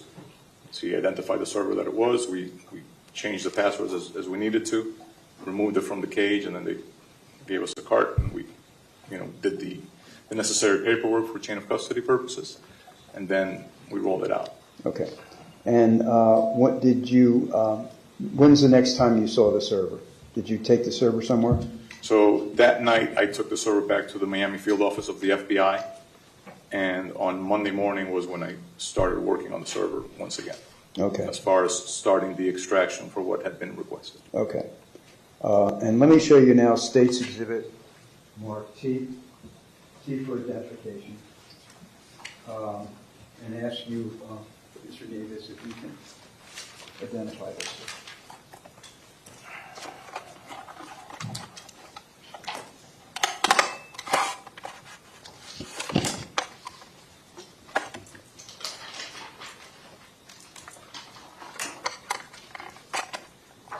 This is the solid storage drive that contains the video that was extracted from the Parkland server. Okay, and how, the server contained a lot of information, right? Yes. Okay, a lot of hours. Yes. Did you narrow it down when you extracted it to get this exhibit? Correct. This exhibit contains 6 hours on the date of the incident on February 14th, 2018. And it runs from 1 p.m. until 7 p.m. Okay, and did you hand this exhibit to someone? Yes. Who did you hand it to? His name was Ron from Broward Sheriff's Office. Ron Lowther, is that familiar? Yes, sir. That's correct. Did you also make another video just like that you sent to Vigilon, to Dan Booth? Yes. Do you know who Vigilon is? Vigilon is the manufacturer of the surveillance system that was installed at Marjorie Stoneman Douglas. Okay. And did you initial that exhibit in front of you? Yes, I did. It's exhibit, I'm sorry. Suitcase murders. Memory's bad. Exhibit T? Yeah, that was nuts. Okay. And the hard drive that you sent to Vigilon Dan Booth, did you initial that also? Yes, I did. Okay. Your Honor, I'd like to offer now State's Exhibit T. Okay, States T for identification will be received as States 18, 1-8. Thank you. Your Honor, I have no other witnesses today. Okay. Dan Booth from the Vigilon, it won't be in town until tonight. Okay. Would it be all right with defense and the court, instead of bringing Mr. Nevis back to identify his initials in that hard drive, we can agree he signed that? I don't have a problem with that, Judge. Okay. Okay. Okay. All right, if there's any problem, Mr. Nevis, I'll call you, but thank you. Thank you. Thank you, Mr. Sentz. No questions. Mr. Wheeler, do you have any questions? No Do you have any questions? No questions. Okay, thank you, sir. You're excused. Thank you, ma'am. Okay, ladies and gentlemen of the jury, so I told you our goal would be 5, sometimes a little earlier, once in a while maybe a little later, but today we're ending around 4:30, so that's good. We're on schedule. I'm not keeping you late like I did a few times, and I apologize again for that. So for tonight, please leave your belongings, not your belongings, but your notepads behind. Please remember, and you're going to be able to probably repeat this verbatim at the end of the trial, because I'm going to tell you so many times, but remember, you may not have any discussion of any sort with friends or family members about the case or the people and places involved, and this includes even your closest family members. They may ask questions of you or make comments to you. You may not discuss what goes on in here in the courtroom with anyone whatsoever, even your spouse, your grandmother, your anybody. You cannot discuss what goes on in here, and this order remains in effect until I excuse you at the end of the trial. So please remember that. Also remember that if for some reason someone were to approach you about this case, whether it be someone you know or otherwise, tell them you cannot discuss it and report it immediately to me. Okay, for tonight, have a safe drive. The Sheriff's Office is going to see you to your parking area, and for tomorrow we're going to follow the same procedure where I'm going to ask you to please be here at the same time, 8:30. It takes a while. I know you all are having to go through 2 screening processes. I apologize for that, but we're trying to accommodate you and make it as quick and efficient as possible. So we'll follow the same procedure for tomorrow. I do know that some of you had asked when we were calling making the reminder phone calls about your jury service. Some of you had asked if you could bring snacks, and that's absolutely fine. You have that jury room back there, and if you want to bring snacks, coffee, anything that you want to bring, that's fine, so that when you're on a break, you can utilize your whatever you brought from home. Is there any questions about Oh, the don't say procedure that, or Chaos. parking Don't say or that. times or anything to that effect? Okay, you all are excused. Thank you very much, and I'll see you tomorrow.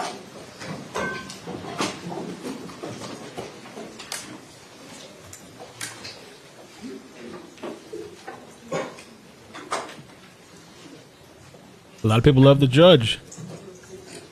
When I was first told about this, people were telling me about the judge. Oh, yeah, well, yeah, she's good.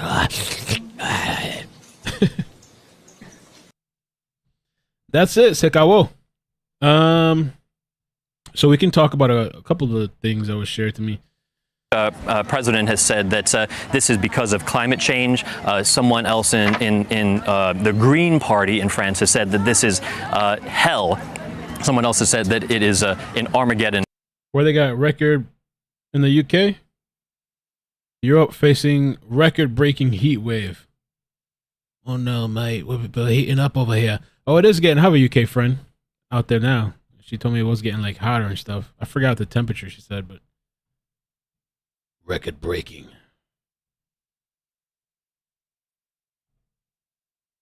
UK, mate. Okay, so this was the other couple things we'll cover, and then we'll head out. 16-year-old Calvin Desir, identified as a second Stoneman Douglas teen that died. Let's see if they have a little clip. First, the young woman, the Parkland graduate Jeez, who I didn't took know her these people- own life. She had battled survivor's guilt after last year's deadly school shooting. Well,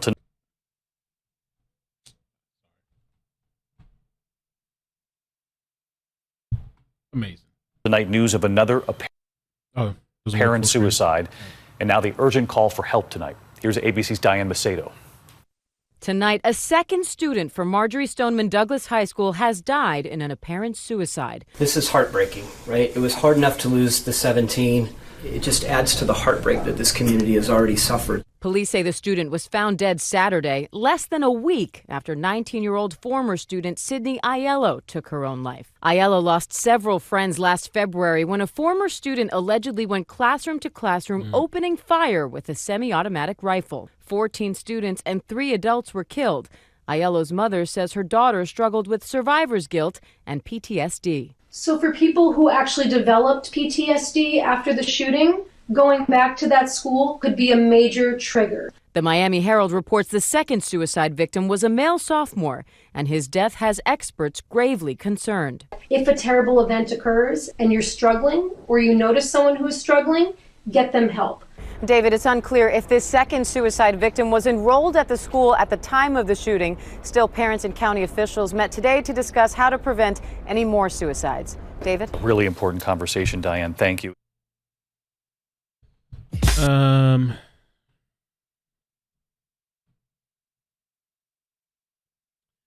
So this was Beal sent this too. This was defense team for Parkland school shooter asks judge to withdraw from the case.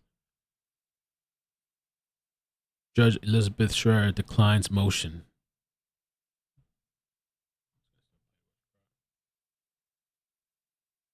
Down to a tense exchange in court, the lead defense attorney for the Parkland school shooter telling the judge today that she wants to withdraw from the case. And it comes amid the ongoing jury selection process for the shooter's death penalty trial. Local 10's Christina Vasquez is live in Fort Lauderdale with the latest developments from court. Christina.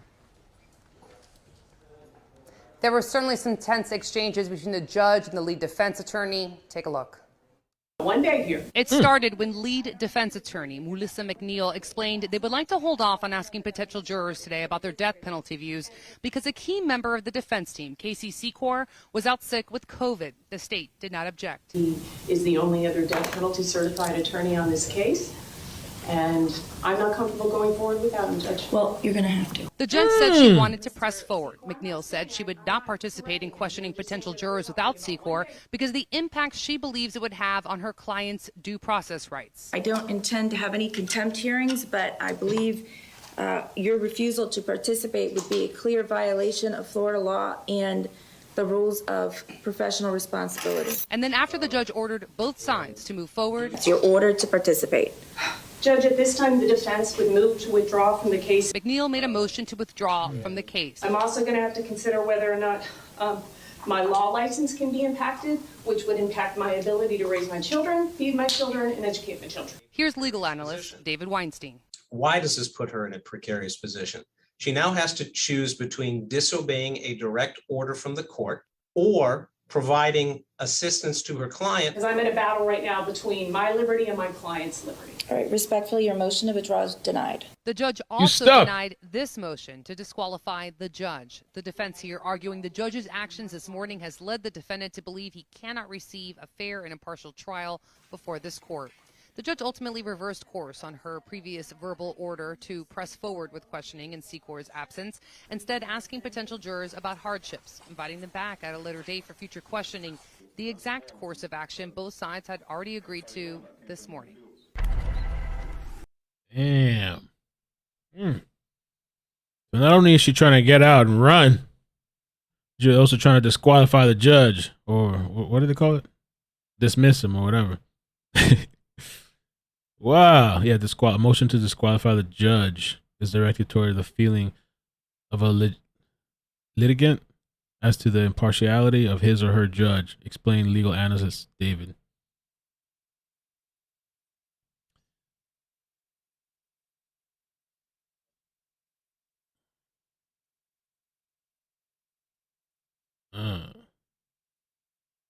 There's a staff member ill, court not moving forward with phase 2 of jury selection today. Well, this was in June, which includes asking about death penalty views. Ooh, instead double checking if anyone has a hardship, a change in circumstances since the last week's.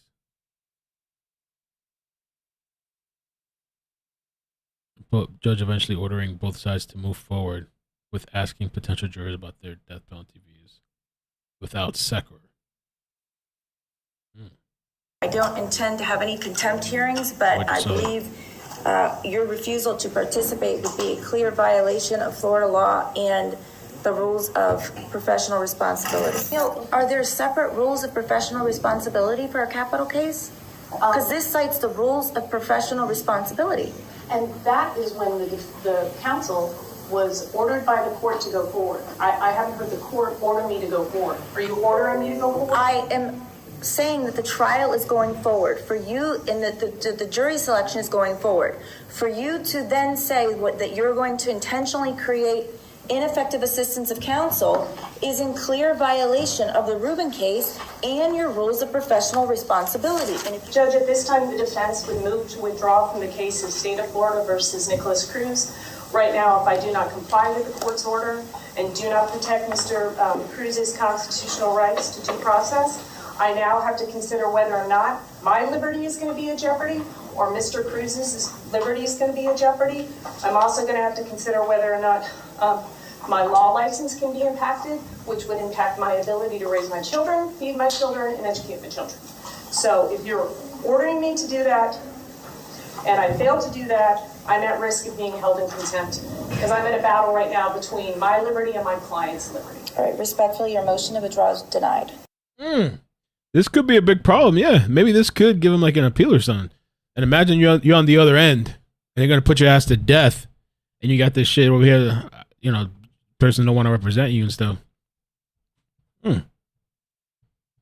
There's a lot of information on here. Motion for continuance. I ain't gonna go through all this right now, but we ain't gonna do it now. It's a good article though.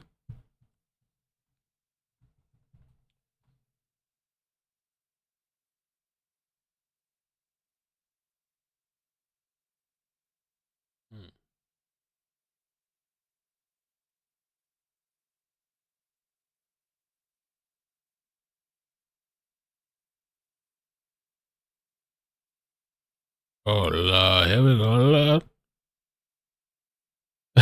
Shit, the comment section. All right, let me see.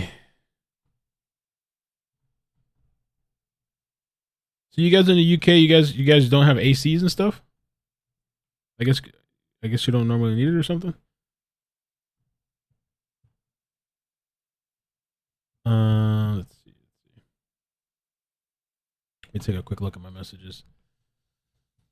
There was this other article I could pull up. Adoptive boys trial pushback. Okay, thank you. We got some. They were telling me in the chat, but we can watch this too, just for confirmation. Well,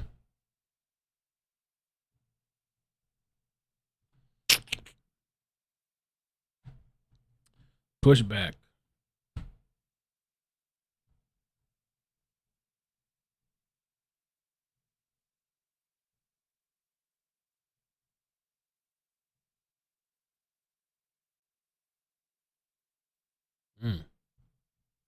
Oh, good morning, America. You're right. You're right. You're right. I forgot. Hold on. Let's hold this for a second before I do that. Thank you, Shelly. You know me, I don't forget.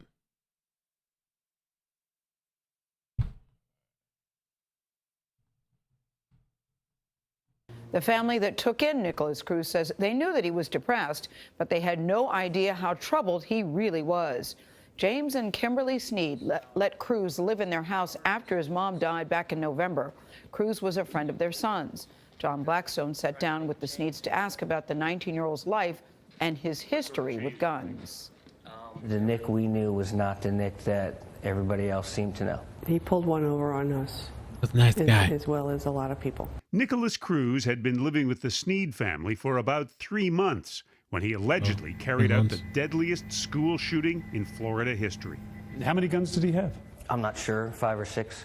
He was coming into your house and you didn't know how many guns he had?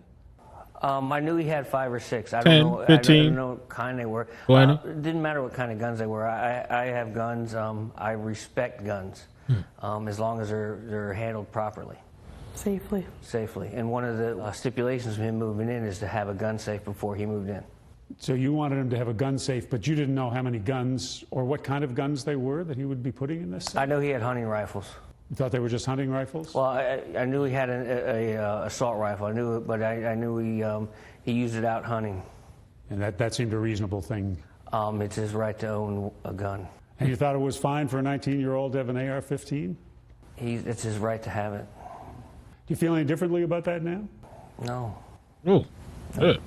According to a Florida Department of Children and Families report, Cruz suffered from depression, ADHD, and autism. Between 2011 and 2016, Broward County Sheriff's deputies were called to Cruz's mother's home 39 times, several of them allegedly due to Cruz's violent outbursts. Didn't worry you, him having access to guns? No, he was just depressed. We thought he was just depressed over his mother's death. Were there any signs of trouble beyond his depression? No. We've had him on a positive path and, and trying to heal, and he just blew it. I mean, just floored us. We had no idea. Absolutely floored. Absolutely floored. Ruined his future, ruined the future of 17 others and their families. Their families. It was a very selfish act. Do you feel any responsibility for that at all? We feel heartfelt sorrow for the families involved. As far as being responsible, feeling responsibility, we worked that out, and there was nothing different we would have done. James Sneed also told John Blackstone he thought there was only one key to the gun safe where he made Cruz keep his weapons, but Sneed now believes there were actually 2 keys, and Nikolas Cruz had the other.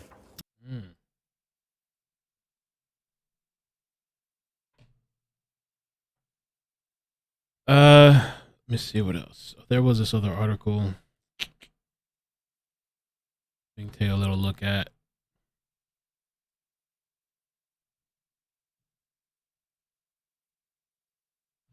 Nothing we can call it. I don't know what we're gonna. I don't even want. I'm afraid to even talk about it. Oh, no, and I'll show the West Boys thing, and then we'll head out of here. Just another 3 hours. But I'm not sure what we're gonna do for tomorrow. As far as are we gonna come back, or are we just doing this for today? Okay. This one, I just wanted to scroll past some of this.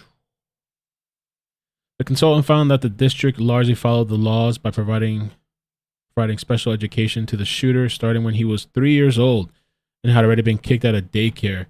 But 2 specific instances were identified, the report says, where school officials did not follow the requirements of Florida statute or federal laws governing students with disabilities. Those instances, schools officials misstated Cruz's options when he was faced with being removed from Marjorie Stoneman Douglas High School his junior year, leading him to refuse special education services. When Cruz asked to return to therapeutic environment of Cross Creek School for Special Education students, the district did not follow through. And I don't know, the rest of this I'm going to read over this maybe tonight. We had animal fantasies. Oh shit, hold up. Pause. Erks. Oh, pause.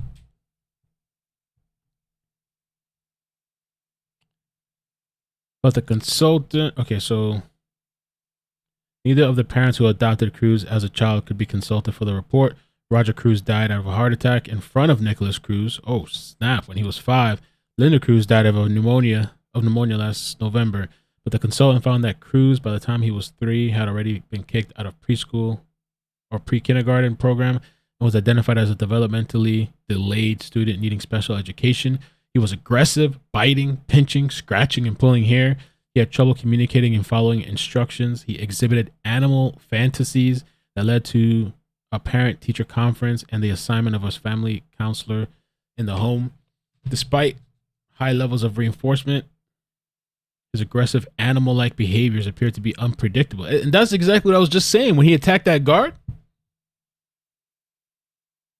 Kind of like he was being like, I don't know, animal-like, predatory-like, or just nutty. It must be noted that in particular, the student seems to identify as an animal. Oh Lord. And that's the thing now too. These kids these days, they have people now identifying as animals. That's like the new thing. And so maybe that's a precursor. If you're identifying as an animal, like we should put you or keep an eye on you or something, monitor you. The report says, citing an evaluation completed when Cruz was 5, he often crawls on the floor or ground, pounces on another student, makes seemingly animal-like growling sounds and grimaces while holding his hands in a paw-like manner.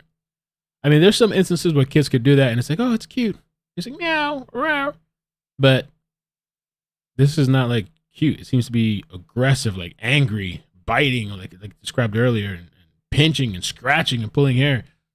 He eventually dropped the predatory animal fixation, but his behavior continued to be tinged with physical violence. The special education designation brought extra care and attention, in-home family counseling, speech therapy, and a peer counselor, extra time to do his work. Waivers from some testing, continual reviews of his programs and his struggles, meetings with family, but each attempt to transition him to a regular classroom failed. His outbursts and physical aggression in first grade required him to be removed from class at least 4 of the 5 days and several times a day on certain days, for example. Damn. His 3rd grade teacher reported that he was often sad and pessimistic and apologized unnecessarily. He needed structure and predictability. The results of the evaluation revealed clinically significant levels of hyperactivity, aggression, and anxiety and depression behaviors and feelings at school, the report states. Some of the school interventions drew attention to his differentness. He had a harness on the school bus in pre-kindergarten, and at the start of the 8th grade, he was placed on escort-only status at West Glades Middle School in Parkland. He was accompanied by a security specialist or staff member wherever he went, including the restroom or when moving from one class to another. Yo, he had like top detail. So many kids I've never seen get any kind of attention like this. Top detail, escorts, all the special education. You got teachers bringing you books and shit, reading to you. Damn. And I guess all that didn't help. And I don't think Ethan Crumley got all that assistance. It doesn't seem to have made a difference though with this guy. Over the next years, his behavior patterns did not change except to worsen. Though he didn't want to be in school for kids with troubles, he excelled when during his 8th grade year, he was moved back to a full-time special education campus at Cross Creek School and Pompano Beach School for children with severe emotional and behavioral disorders. By all reports, the placement of Cross Creek was effective. The report says that's where he might have remained had the district not decided to give him a chance at, Stoneman Douglas High.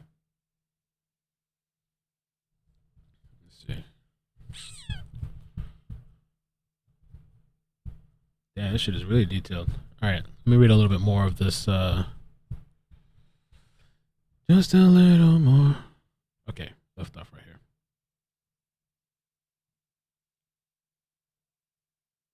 Okay, so he still exhibited emotional and behavioral problems, but in May 2015, during his 9th grade year, when he was 16, school officials recommended he return to a mainstream setting, at least for part of the day. Let's put him back into the place where he devolved.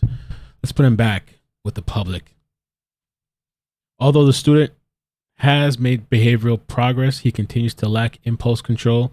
He needs to be monitored while in both the school and neighborhood communities. A report in March 2015 said he would attend Stone Douglas High School for ROTC, an intensive reading. They decided, in addition, they agreed to discontinue behavioral or behavior intervention plan.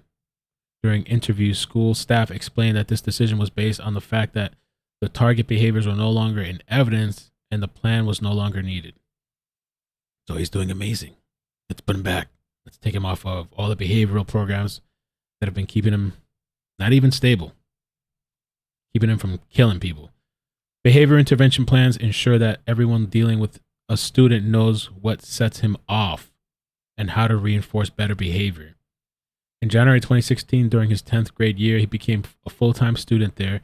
Just 3 weeks later, the Broward Sheriff's Office got a tip that he posted on Instagram that he planned to shoot up a school. Man. Collaborative Educational Network determined that the decision to send him there was the right one. Based on the available evidence, the student's transition to the less restrictive environment of a traditional school campus was appropriate. His only discipline that semester was a 2-day in-school suspension for inappropriate comments. He had a girlfriend. Whoa, he had a girlfriend? He had a girlfriend, the report says, and still strongly desired to join the military after graduating. Wow, even this guy could pull a girlfriend. Damn, bro. Amazing.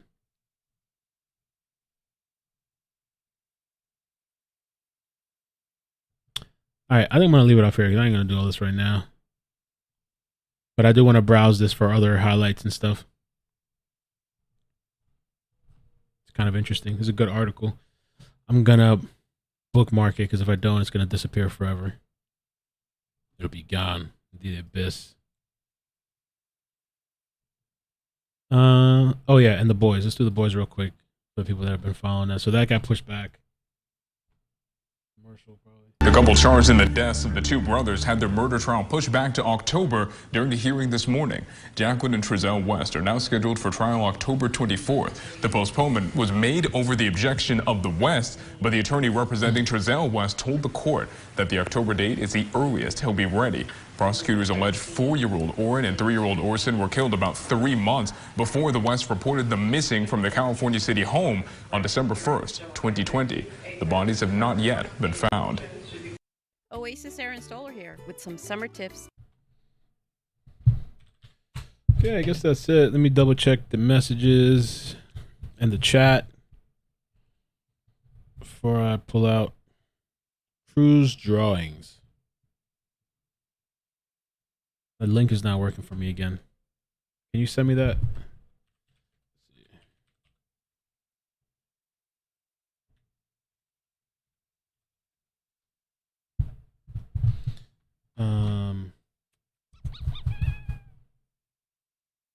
Okay, and in the meantime,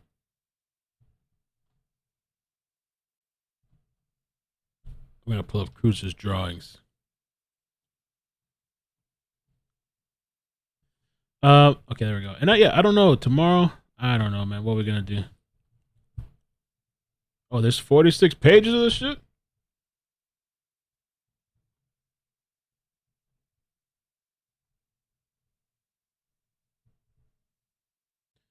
Warning.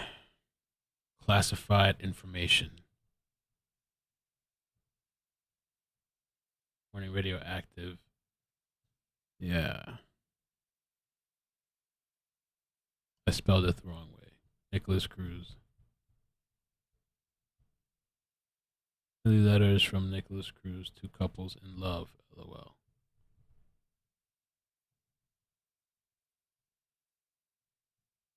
I messed up on this heart. Okay. PSS. Listen to Lover Days on SoundCloud. promotion there. Hello, Millie. I'm so glad you got these letters. I want you to know me like no one. I want you to know, I don't know, like no one has. Before, I'm also writing to you every day. I got my mind on you. And please send me your letters to, I don't know what that is. K-Tube. Okay, thanks. PSS. There's some for listen as, I don't know what that, they got to have somebody to break this shit down. So is this his girlfriend or some shit? Nick and Millie, LOL. Millie letters. Hello, Millie, from Nick. I love you. I served you. LOL, just kidding. The pictures is a joke. Ha ha ha ha. Bro, that's creepy as shit. Imagine you getting this stuff. Hey, baby, this is for you. Bro, the signs were there for years and years and years. Holy crap. Look into my eyes. Scary? Question mark. Millie letters. The picture supposed to be scary. Ha ha ha. Next page is letters. Me and you. Damn, bro. I don't know if this is like creepy or sad. What can I say? I'll have to zoom this in. Can I zoom in?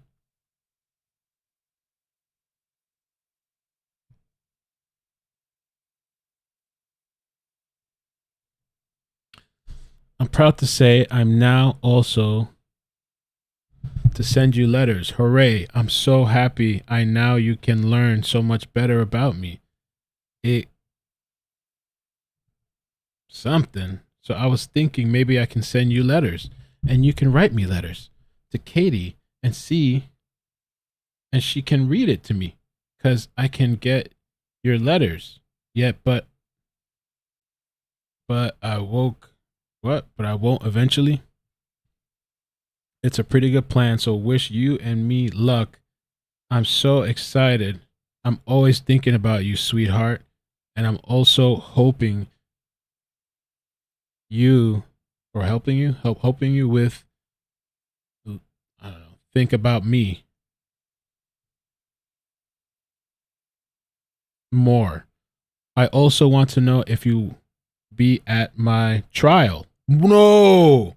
Or plead deal. I'm hoping you are because I really want to meet you and would make me happy. Also, I'm going to tell you another story about me. So here we go. What? Wait. I forgot to tell you. I like telling you stories. This is torture, bro. The hell? What page are we on? 5? Jesus Christ.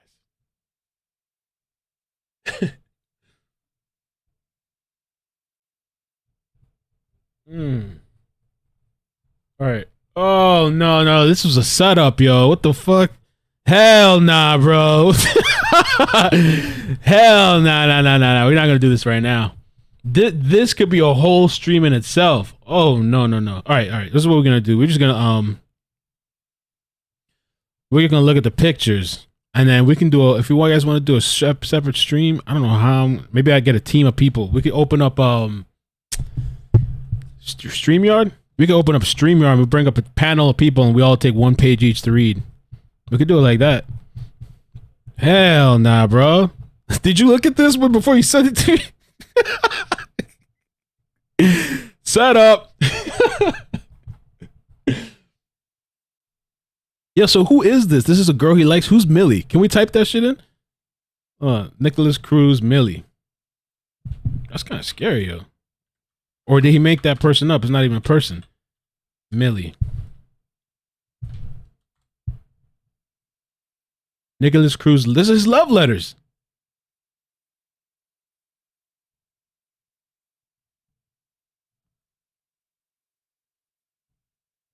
No.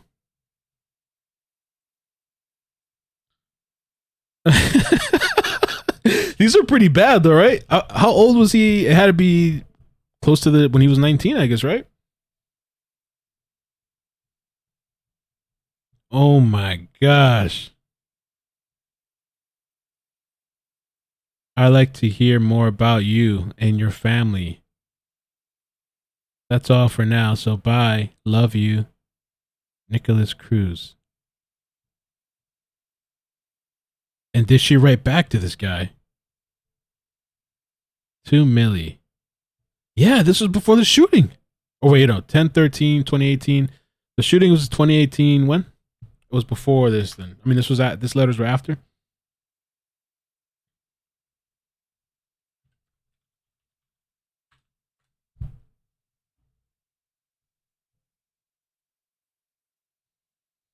$2018. I'm not the chat's gonna get it before I get it. I thought it was like February or something. Valentine's Day. Okay. Wait, one day, 3 witnesses who were in school on the day of the shooting. What happened on Valentine's Day 20? Was it Valentine's Day this shit happened? It was?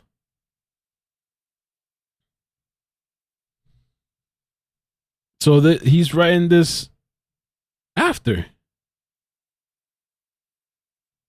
One of his groupies. Is it a groupie? It could be a groupie. He said trial, so after, yeah, you're right.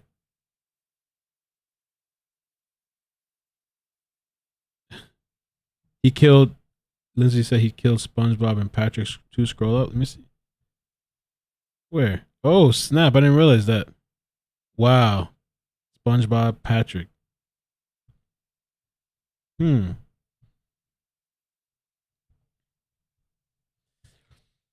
I'm afraid to take this on, but we could do that. I mean, definitely not now. We could do this on a stream or something. I'm sure there's somebody watching that's going to do it now. Oh, they came out. Who's going to do that? Let's do it. Shit, honestly, I wouldn't mind if that person wanted to do it, though. Maybe I could just watch it then. I don't have to read all this shit. One day you'll become my wife, and then we will have kids. That is a sign. So write to me in your next letter. Wish to hear from your perspective. And I'm never stopped thinking about you. Love equals Nikolas Cruz. PSS. Isn't it supposed to be PS first and then PSS? Read Susan Wiggs. Or what? Equals the litter. Susan Wiggs. Or the order. Or I don't know. Drifter? PSS. Listen to Toasty Cakes on Kids. Pump Up Kids. Toaster Kids. Oh, he loves that song. Is that the one? Oh, that's kind of messed up. I'm not even going to sing that. What is it? All the little kids with the pumped up kids, you better run. I can't believe that guy listens to that shit. That is crazy. That's the song, right?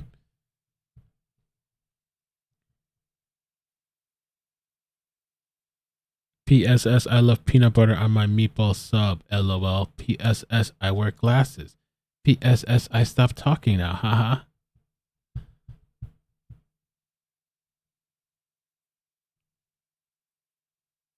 This is intriguing. I don't know, man. You guys stop pulling me into the story. Stop pulling me into the story, man. We're not supposed to. This is what kind of happened last time. The Johnny Depp. Oh, we're just here for this week. Ugh. Guy's jacked up. To Liam. Hello, Liam. I am a fan. I got your last letter. So this is like groupie shit, huh? I guess. This was 10/15/2018. I'm so sorry that you went to jail. I bet the jail is a lot better than here in Florida. And yes, I'm glad Millie is seeing letters or doing better, feeling better. She mean a lot to me, and please don't hurt her. When she get mad, I get worried. I don't know, man. This shit's fucking. This is crazy, man. Love letters. Is there any more drawings here? I'll pay somebody on Fiverr. Yo, I'll pay somebody to do this shit. You read the whole thing. I mean, I don't know if you can read it as funny as me, but you can read the whole thing. Well, I mean, I shouldn't put that out there because somebody will expect me to pay them.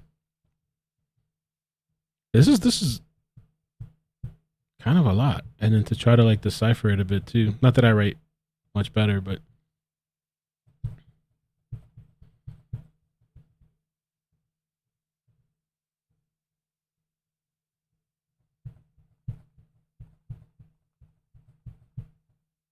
wow.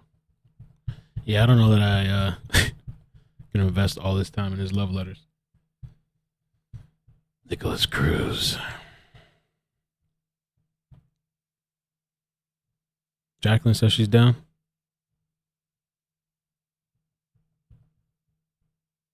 Me and you.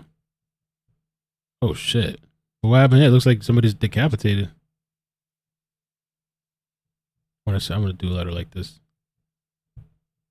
I have a tendency to make things that what? I don't even know. I can't. Something. And we're still going. We're not even barely halfway. We're halfway. Wow. Let me start using the button instead of scrolling. 11/2/2018. Wow.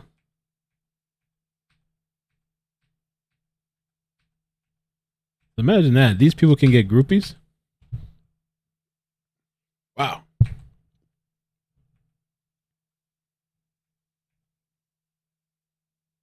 Sometimes I'm sure people could do this to try to befriend the person and then maybe sell this stuff with the notoriety of it.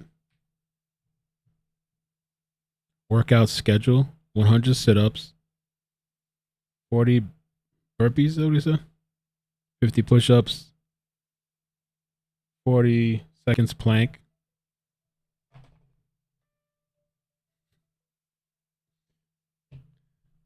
Hello. Now it's cheap. They can hear you. You're killing me right now. You do realize that he's right. You realize he's writing to Miley Cyrus, right? No, Miley Cyrus. Miley Cyrus, Liam, that's Thor's brother. That's why everybody in the chat is like, "Bro, that's Miley Cyrus." Oh. Yo, I thought he was writing to his girl and shit. I was like, oh man.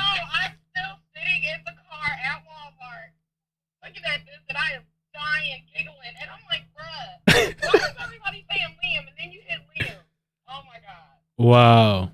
Wow. All right. Thanks, Cheeks. I appreciate that. I was going to say, we got to find out who this is. All right. Thank you. Bro, Miley Cyrus. Oh, man. It would have been good to know that before.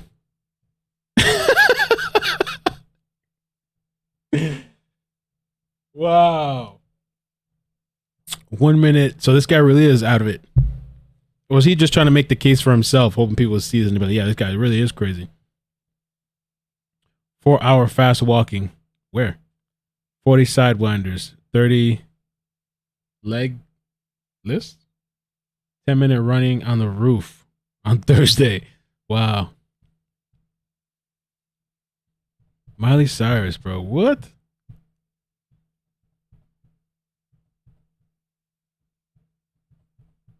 Is that it?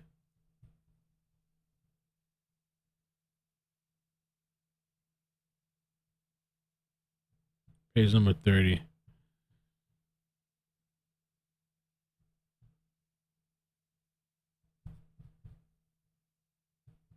Bruh. All right, well, I have fun with that part in particular. Let's try to cancel me. Yeah, I don't know. I don't know about tomorrow, man. I'm not so sure yet. Maybe I'll sit tonight and look a little bit, or maybe I can have some of these people look up and see what exactly. I don't know if they have like a witness list or what's going to happen.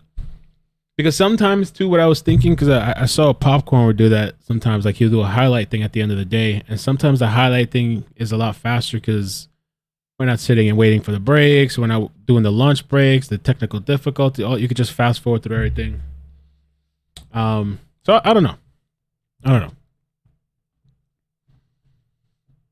know, man. But I did like the feeling, the trial feeling. It's been a while. since the JD stuff, really, I like the sitting here and kind of sitting with you guys and sitting here and sitting with you guys, okay, all day and kind of talking and chatting and looking up things and pulling shit up. Yeah, maybe we have a car chase. Who knows? Maybe we'll have a car chase in it. That'd be nice.